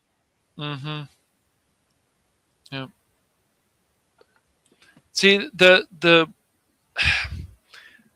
mindset, we'll say, or I'll say, is that we want to make things more exciting. We want to, the people think this is boring, what they say. Let's make this more exciting. Let's do this. Let's do that. The thing that I personally have always loved about baseball and why it's my favorite sport to still watch is the strategy. And when you start Mhm. taking that away from baseball, it hurts the game. And Manfred and Selig helped take the strategy away. I mean, Yes. I loved it when you had both managers playing a game of chess. Okay, Mm-hmm. so we're gonna have our best hitter on deck. As Mm-hmm. long as he's not announced, we can still use him. But then, the opposing manager would counter and say, okay, they have him coming up. Well, guess what? Who do we have that pitches well against this guy? Whether they're righty or lefty. Okay, we have so and so. Get them warming up in the bullpen. Get them ready. Mm-hmm. I miss that strategy of taking a Yes. pitcher out That's right. Me too. when it's needed to. Yep. And for other people, they like the pitch clock because it makes the game faster. Yet these games will still be about 3 hours, especially if there's extra innings. So I don't think it does as much as they think it does. But some people have said they like the pitch clock. The pitch clock. Other people have said they like the runner at second. It adds more strategy. I don't. I think it's stupid. Um, Remember when they used to show the bench clearing brawls on TV during the game? They didn't cut away to the yeah, crowd, and but you would only hear also, the announcers talking about it. You would actually get to see the brawls. I mean, you're never going to yeah, see something like, you know, a Pittsburgh Pirates Cubs brawl from the early 90s where everybody was going at each other. You're never going to see someone like Andre Dawson throw you know, a fit after getting hit, causing one of those brawls. And Andre Dawson got hit in the jaws, so you can understand why he was yeah. fired up.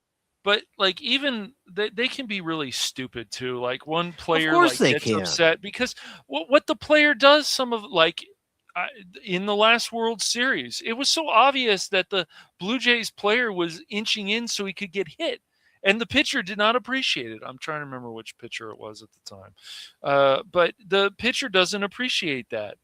You're doing it on purpose, and they know they are. And then they get mad when someone's trying to throw at them. It's like, excuse me. Yeah, right. Yeah. Yeah, Greg Maddux was a great pitcher. Yeah, He's it a great was. pitcher. And I'm glad not just the Cubs and Braves got to have him, but Mm-hmm. the Dodgers had him, Padres Mm-hmm. had him. Mm-hmm. Yep. I mean, you don't even see it when the batter's crowding the plate and the pitcher knocking that batter back, not hitting him, but knocking him back, sending a message like, "Hey, you're crowding the plate, back off." Mm-hmm. Yep.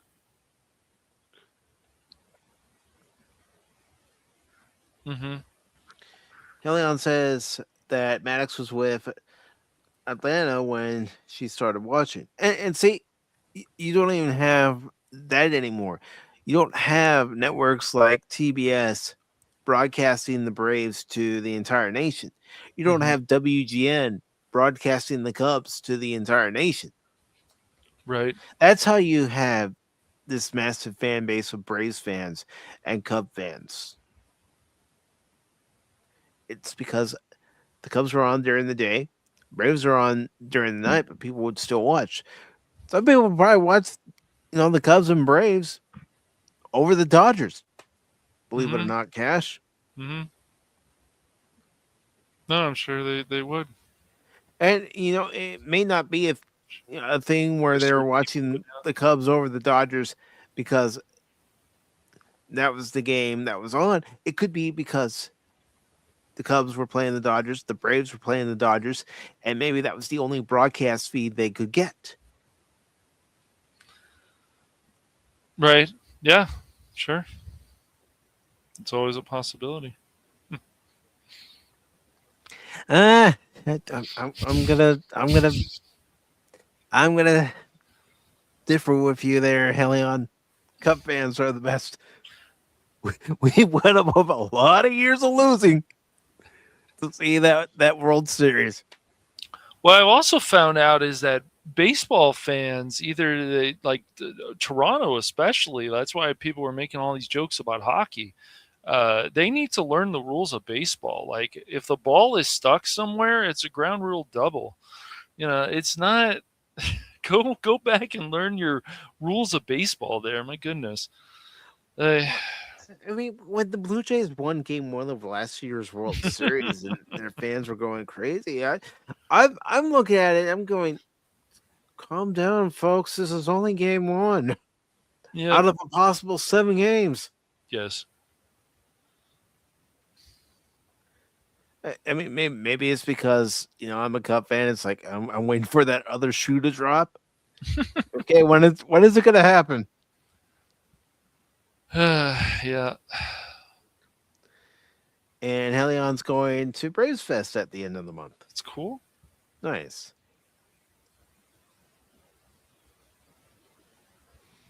And Tree Mug says the Cubs are a long time, much loved baseball club. And the way I became a Cub fan wasn't because of WGN. It was because of some neighbors I had when I lived in California. They were from Chicago. My friend, his brother, and his dad were Cub fans. My friend's mom and sister were White Sox fans. So they were a house divided.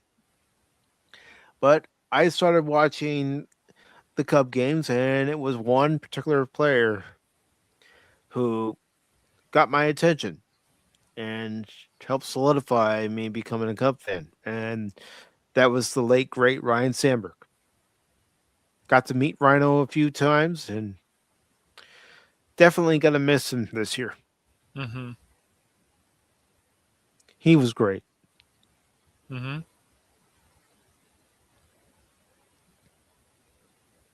And Helion watched Atlanta with her papa.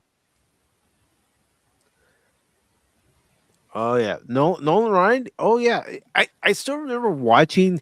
I mean, this was the advantage of WGN broadcasting not just the Cubs but also some White Sox games.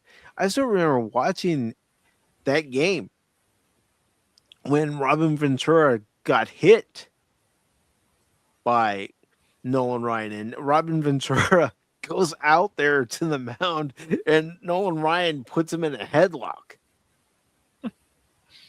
It's like, you idiot. You're not going to do anything against Nolan Ryan. Not with your bat, and certainly not with your fist.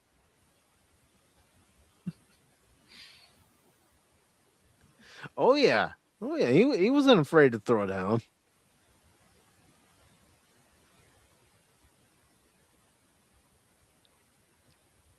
I mean, Cash, who was your favorite Dodger to watch on the mound? And you thought to yourself, don't mess with this guy.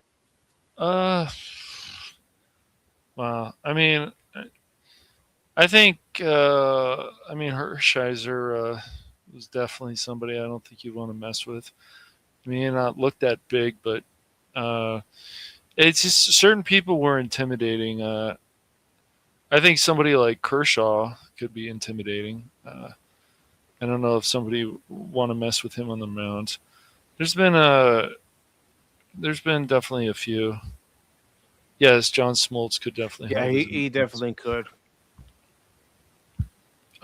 But yeah, it's also that intimidating look that they have. It's like, oh boy. Oh,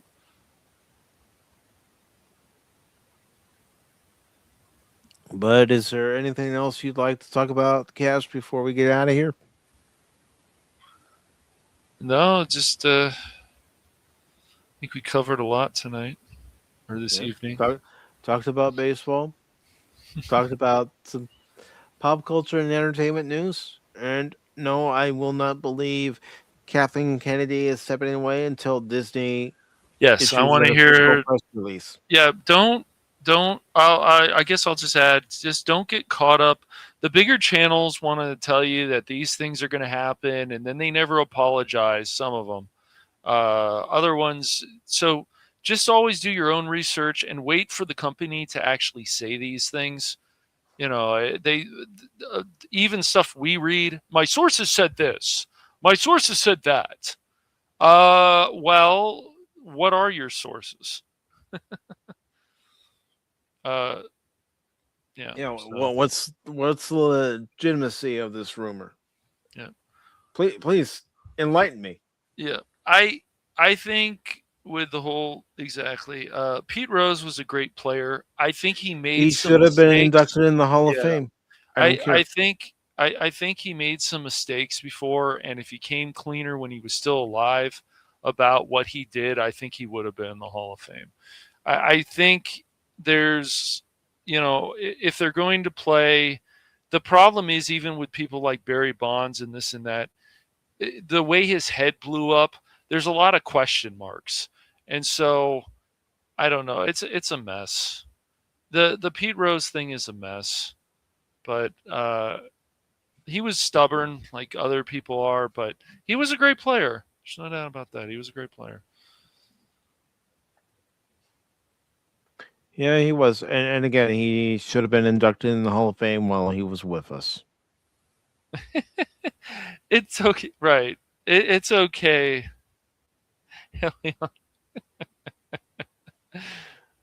No worries. Like I said to you, Helion, I used to talk baseball on this channel. And I don't mind talking baseball during Pop Talk.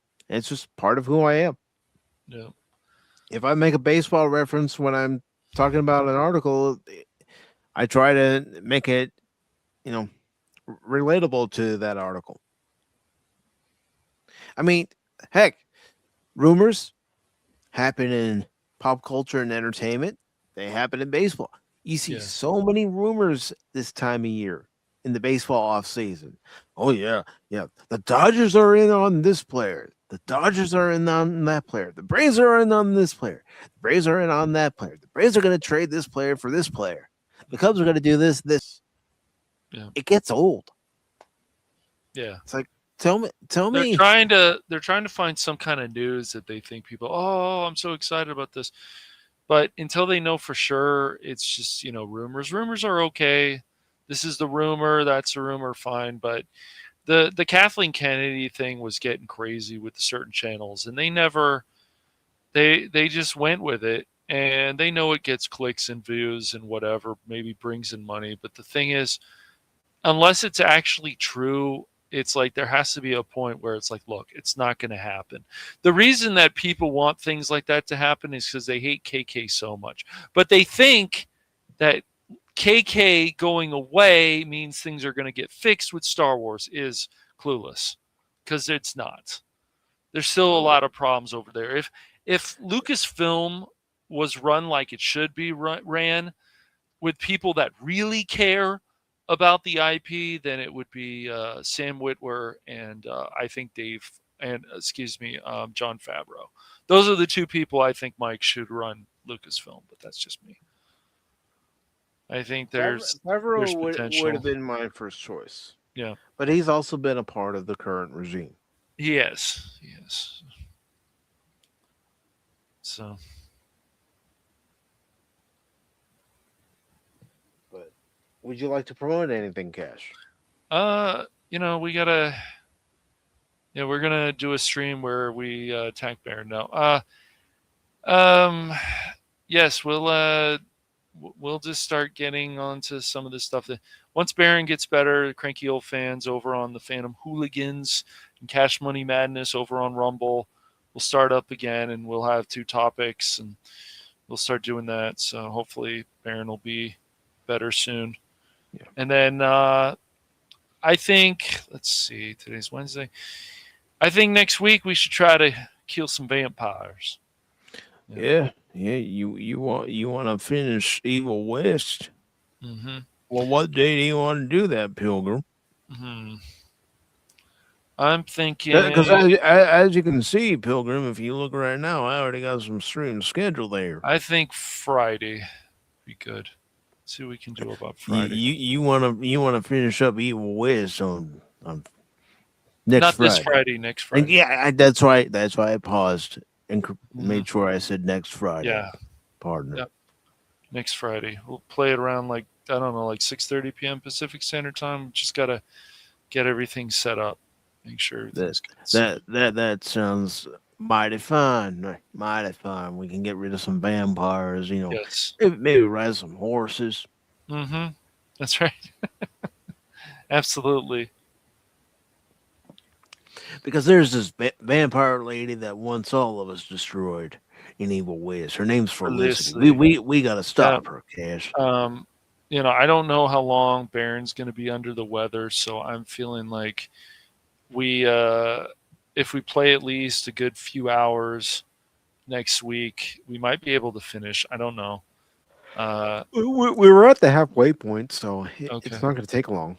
So we can finish that, and we can work on the next game from there. And then when Baron is all ready and rocking again, then we can finally start for the Emperor. There's a number of games that we both like. We're just always trying to find something that would be good for people to come in and pick up and play. I thought Ghostbusters was pretty good for that. Vermintide, definitely. Yeah. I mean, I recommend Mafia: The Old Country to you, Cash. Mm-hmm. That's a other games. We'll after we finish that, we've played River City Girls 2 together. That went pretty well. We did run into some connection. We tried River City, the first one. Yes. Using Parsec, but that went horrible because of the connection. Yeah. Cash and a few other people have been trying to get me to play Skyrim. Skyrim is something that I was told by a friend of mine that I have to play. You have to play that game once in your lifetime. So there is this game that Cash and I do want to play together on stream. It's called Split Fiction. Yes. So that's a game that two people don't have to own the same game. Yeah. I think it's still like that unless they changed it, but I don't think so. Yeah.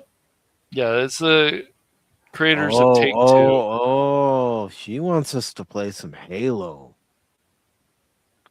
That's what Lady Miss wants to see us play. Yeah. That's fine. We can. You have the Master Chief Collection, don't you? No, I have Game Pass though. Okay, I think that'll work. We'll try it that way. Yeah. No.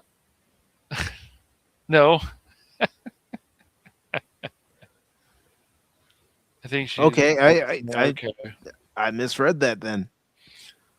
You want us to really play Halo, Lady Mist? Is there a game that you would like us to play together that you would want to watch? I want to hear. I know Helion wants one of us to play Skyrim. All right. Oh, she would. She would. No, but seriously, is there a game out there? You like Halo? Yeah. Halo has a good story. GTA Grand is fun actually on stream. I've played that before. Grand Theft Auto. I just have to reinstall the remastered collection I got a few years Yes. ago. I don't One currently thing have it I on my hard drive. remember But running into is if your rank is low, you're like paper when you get shot in that game. So yeah. I mean, I could do GTA Online before they close down the server. right.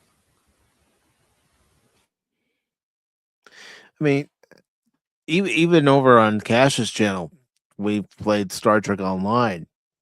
You know, especially that one Friday night, it was you, Baron, Spock from Spock's Friday Nights, and I. Baron's still in his ship. He's still in a sector of the game called the Badlands, dealing with plasma storms. He's getting attacked by Cardassians. He's calling for help. So I respond to his distress signal and offer assistance with the Cardassians. Meanwhile, Cash and Spock stay on the planet that we're on and finish the mission without us. Well, I thought the stream was about over then, so I was kind of. Oh, no. You do not abandon a fellow officer when he's asking for help. Dude, no man left behind, dude. Yeah. So next time You were leaving a man behind.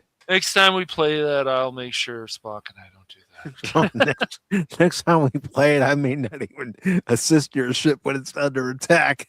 Huh? What? Oh, okay. You good? You good? I see a few explosions. But Oh, this- you look fine. the stream was about over at that point, so I wasn't. I was about done with it. But next time, I guess Baron and Mike needed help, so we were helping them before, and then it's just at the end. And Lady Miss says that she played with friends. They always sent her out to see where the enemy was, like a target. Oh, you mean you were the decoy? That's not right. No.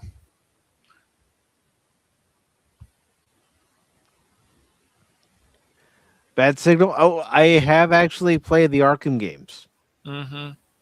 You can find them on the YouTube channel on the playlist. You can also find the playlist over on the Rumble channel. But yeah, she was saying like the bat signal. It's like I need help. A lot of this stuff I suck at playing games too, but it doesn't stop me. It just takes practice. It's easy. It's easy to jump on things, and I when you see like a place, you're like I shouldn't jump over it, or I should jump in this pit. Whatever. Let's see what happens. Oh, I'm dead. You just do it because it's funny. And you're too curious, and what they say, curiosity kills the cat. But And the whole joke about me and stealth is optional because stealth is optional. Stealth isn't for me. I'm gonna go out there, guns ablazing. guns a blazing. That's why I say I'm gonna Rambo it. Yeah, that's right. I'm gonna go out there and firing my guns. Hey yo. Yeah. But yeah, we should talk to Baron about doing a multiplayer stream of Flow. Maybe we can get a few other people to join us. Oh, I'm sure we can.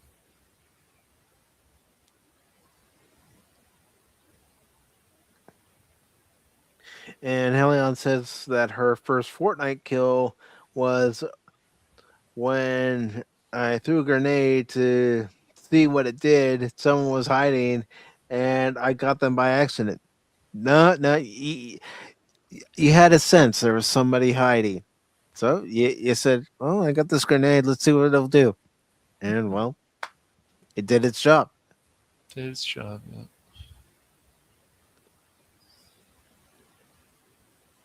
But yeah, there'll be other games that we'll find there in the when Baron is finally better and everything's good, and once we everything's fine, then it should be this month that we'll do it for the Emperor. Play some Space Marine too. I Oh, the only fucking time. I know, right? Well, Baron's now out of commission, man. Baron's been out of commission, so not gonna rush it. Yeah. And Lady Miss says she would make a good sniper. All right. Lady Miss, point him out. Well, me, I could hear everybody going, Mike, get back here. Nope, I got a job to do. Mike, get back here. I said I got a job to do. I mean, it's like playing the game State of Decay 2. Yes, Yeah. we should get back to that also. Yeah. I'm the guy that will go in there with all my explosives in the game and deal with the play cards. Everyone else will be outside just minding their own business, dealing with the zombies coming at them. Meanwhile, I'll walk into the building, I'll find the play card, and I'll start throwing my grenades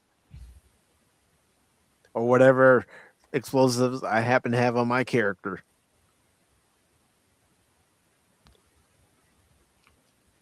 Ooh, Helion likes sniping too. That's cool. That's very cool. And Lady Miss says that she's a good shot at a far distance, and I'm very persistent, and she's also patient.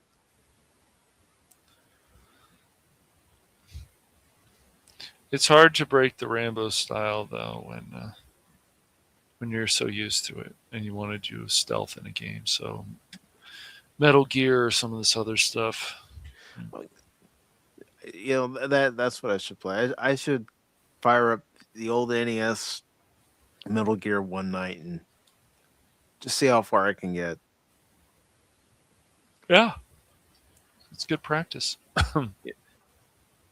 I'm talking about doing it on stream or just fire up Metal Gear Solid again and play that since it's working better than it was when it was released.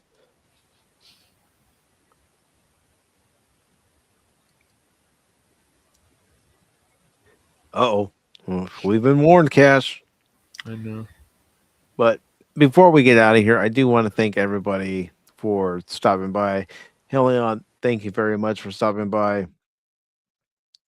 Rap God, the Great, thank you for stopping by. Treenug, thank you for stopping by. Nighthawk, good to see you. Thank you for stopping by. Tim, thank you for stopping by. Jet Sparks, thank you for stopping by. Lady Mist, thank you for stopping by. Godzillionaire, thank you, brother. Pops, thank you, brother. Penny, thank you very much. Hope you and the grandbabies are doing well.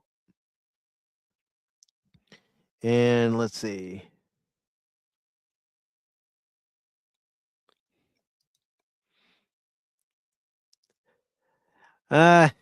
Yeah, I see. I don't think I'm that great at games, even though I've been playing them for a long time. I mean, as you see, I have a tendency to just want to get in there. It's like, come on, gotta get the job done. Ain't got time to wait. But thank you, Lady Mist. Now I want to be a gamer who can't play well. Well, I mean, you want to be a gamer who can't play well? Just watch me. I could be your sensei. Okay, when the game says use stealth, it's optional. It's always optional. And Cash could be your other sensei who says don't listen to a single word he says. And Helion has just become a new member. And why doesn't it tell me what level she's a member at? Come on, StreamYard. What? Let me hold on. I gotta see what level you signed up for. I want to get this done right. And thank you for signing up for that membership, Helion. We have a membership chat this Saturday at 6 p.m. Eastern. Ooh. Yes, for all channel members. And she has joined the Pacific414 membership level. And with the Pacific414, you not only get to see any of the videos that I do upload when I upload a video first before everyone else, but you also get to join the member streams. And they're usually around the middle of the month, if not a little sooner, depending on what's going on for the month. And they're usually at 6 p.m. Eastern, just like everything else from now on. But you also get to join Pop Talk once a month. And this Sunday, we're actually having a members Pop Talk where members can join, but it'll be your regular Pop Talk. But in this case, members have the option to join. And I'll post that link probably Friday for everybody. But anyways, you get access to be a guest host on Pop Talk once per month. And this Sunday we'll be watching F1. So if you have a mic and headphones, you're more than welcome to join. And we also have another new channel member. She is the Lady of Dragons, the Guardian of the Void. Lady Mist has also joined the ranks of Pacific414. Let's see, because again, it's not telling me.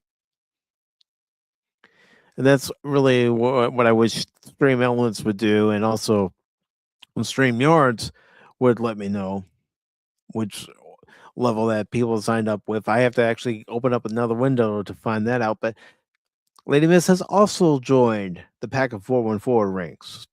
So welcome to Helion and welcome to Lady Mist.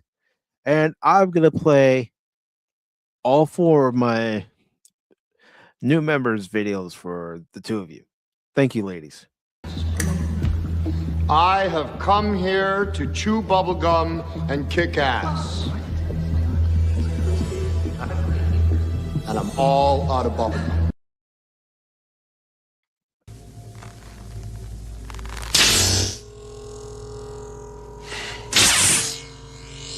You have the ring. And I see your Schwartz is as big as mine. Now let's see how well you handle it.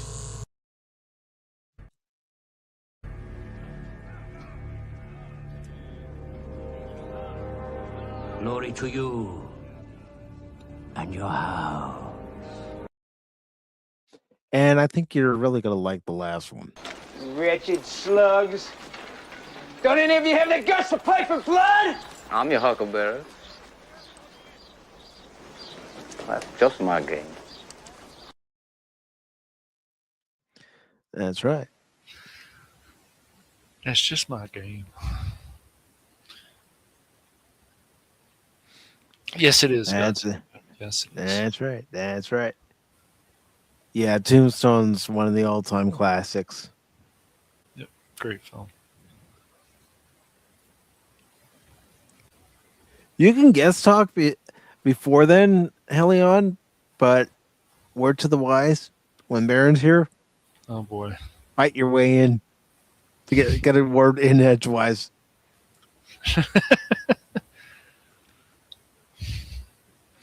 Baron always says that he's the star of the show, so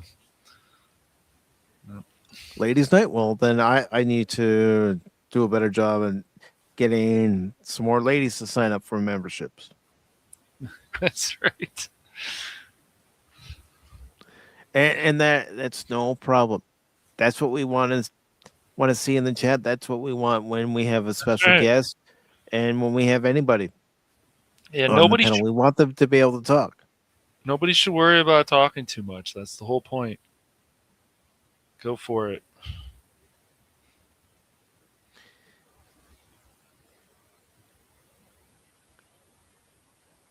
I'm the quiet one of the family. Well, I could say that the same thing, but when I get on here, it's like, Mike, you got to talk. You've got to flap the gums. Think of something to talk about.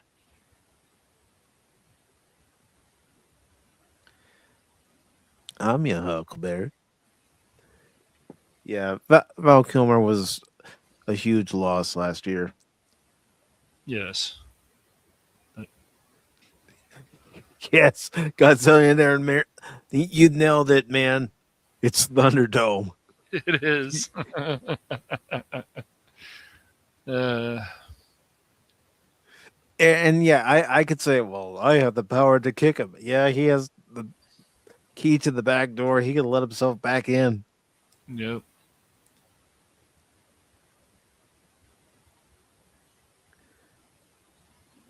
No, I didn't say you ain't ladies. I need to, if there's going to be a ladies' night, I need to do a better job at getting Oh. more ladies to sign up for memberships. He's gonna plaster notes all over his body and stuff. Might as well just carry signage. Besides, if I said that, all Lady Miss has to do is throw me into the void and feed me to the dragons. Sounds like a game. Oh man. But yeah, we like to have fun. You know, we like to have a good time while we're streaming. And since we got through with all our main topics, why not? Mm-hmm. Everything went a bit smoother because Baron wasn't here, so that was good. Battle of the sexes. I'm not trying to divide everybody here. I'm a uniter, not a divider. To quote a president. But no, my whole goal for the channel has always been to be a place where everybody can come, have a good time, have a good conversation, and just relax. And I'm glad there are people that have found the channel, and some of them have found the channel because they've seen me somewhere else. Some of them have found the channel because other people have said, check out this channel. That's how it was with Tommy. Tommy invited me into a group that he has over on X with other creators and said, check this guy out.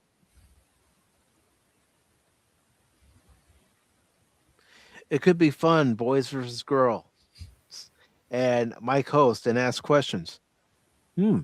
You know, that could be a possible stream in the future. I'd have to reach out to a few people, see if they'd want to come on. Mm-hmm. But as far as what will be coming up on the channel here tomorrow, well, tomorrow I'm going to be playing Shinobi Art of Vengeance. So I'm looking forward to that. Of course, that will be at 6 p.m. Eastern. And let's see here. Void is a fun place. Bring the family and the kids can visit the dragons. Maybe help feed them. To my dragons. Love kids. Yeah. You know what? The Void. Dragon rides for the kids.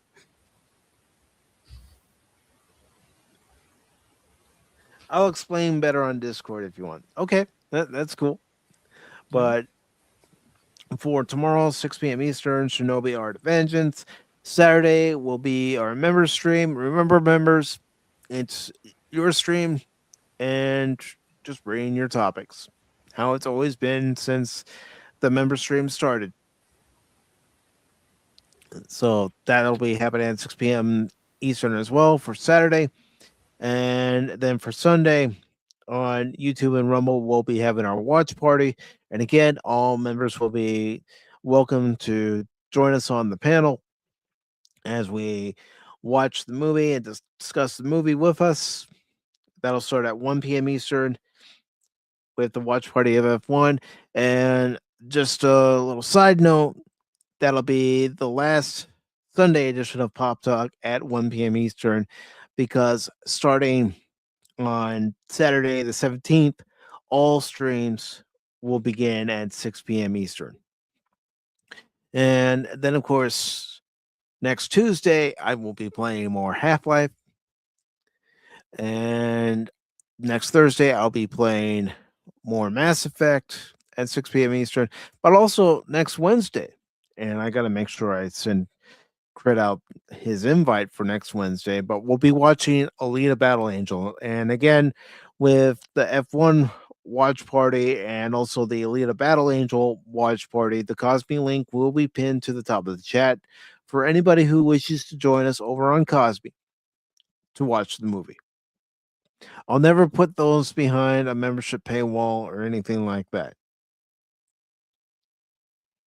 I'll always make those available to anyone who wants to come by and watch the movies with us. And of course, coming up on the 17th, DJ Ronnie G, Anonymous, hopefully Cash, hopefully Baron, depending on what they're doing, will be joining me for the next episode of The Adventure Continues, a Star Trek discussion. We're going to watch and discuss the first episode of Star Trek Deep Space Nine, Emissary. So,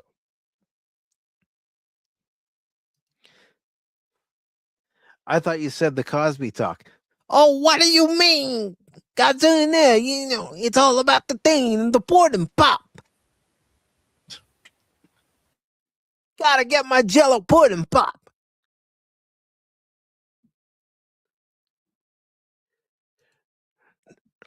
No, this is related to the post that I made just this past Sunday, just letting everybody know that starting on January 17th, from that day on, all streams are going to be at 6 p.m. Eastern. This way, everything's consistent. Instead of having a Sunday edition of Pop Talk at 1 p.m. Eastern, and then, you know, the game streams at 5 p.m. or 6 p.m. Eastern, and then you have a Wednesday edition of Pop Talk at 6 p.m. Eastern, and then the adventure continues the Star Trek discussion at 8 p.m. Eastern. It's all going to be 6 o'clock across the board, just to make it easier for everybody. Lady Miss is being snarky. 3 p.m. 3 p.m. Pacific.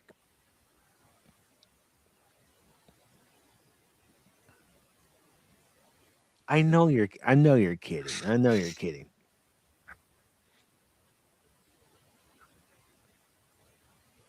But yes, that's what's coming up. And again, I appreciate everybody being here. And thank you to Helion and Lady Miss for signing up for Pacific414 memberships. Welcome aboard. No, I gotta add that clip back. I don't have it on here right now. I gotta put it back where Spock comes aboard the Enterprise in the motion picture, and he says permission to come aboard, and Chekhov says, "Granted, sir. Granted." But everybody, thank you. Have yourselves a wonderful night, and I hope to see you tomorrow. Take care. Autobots, transform and roll out!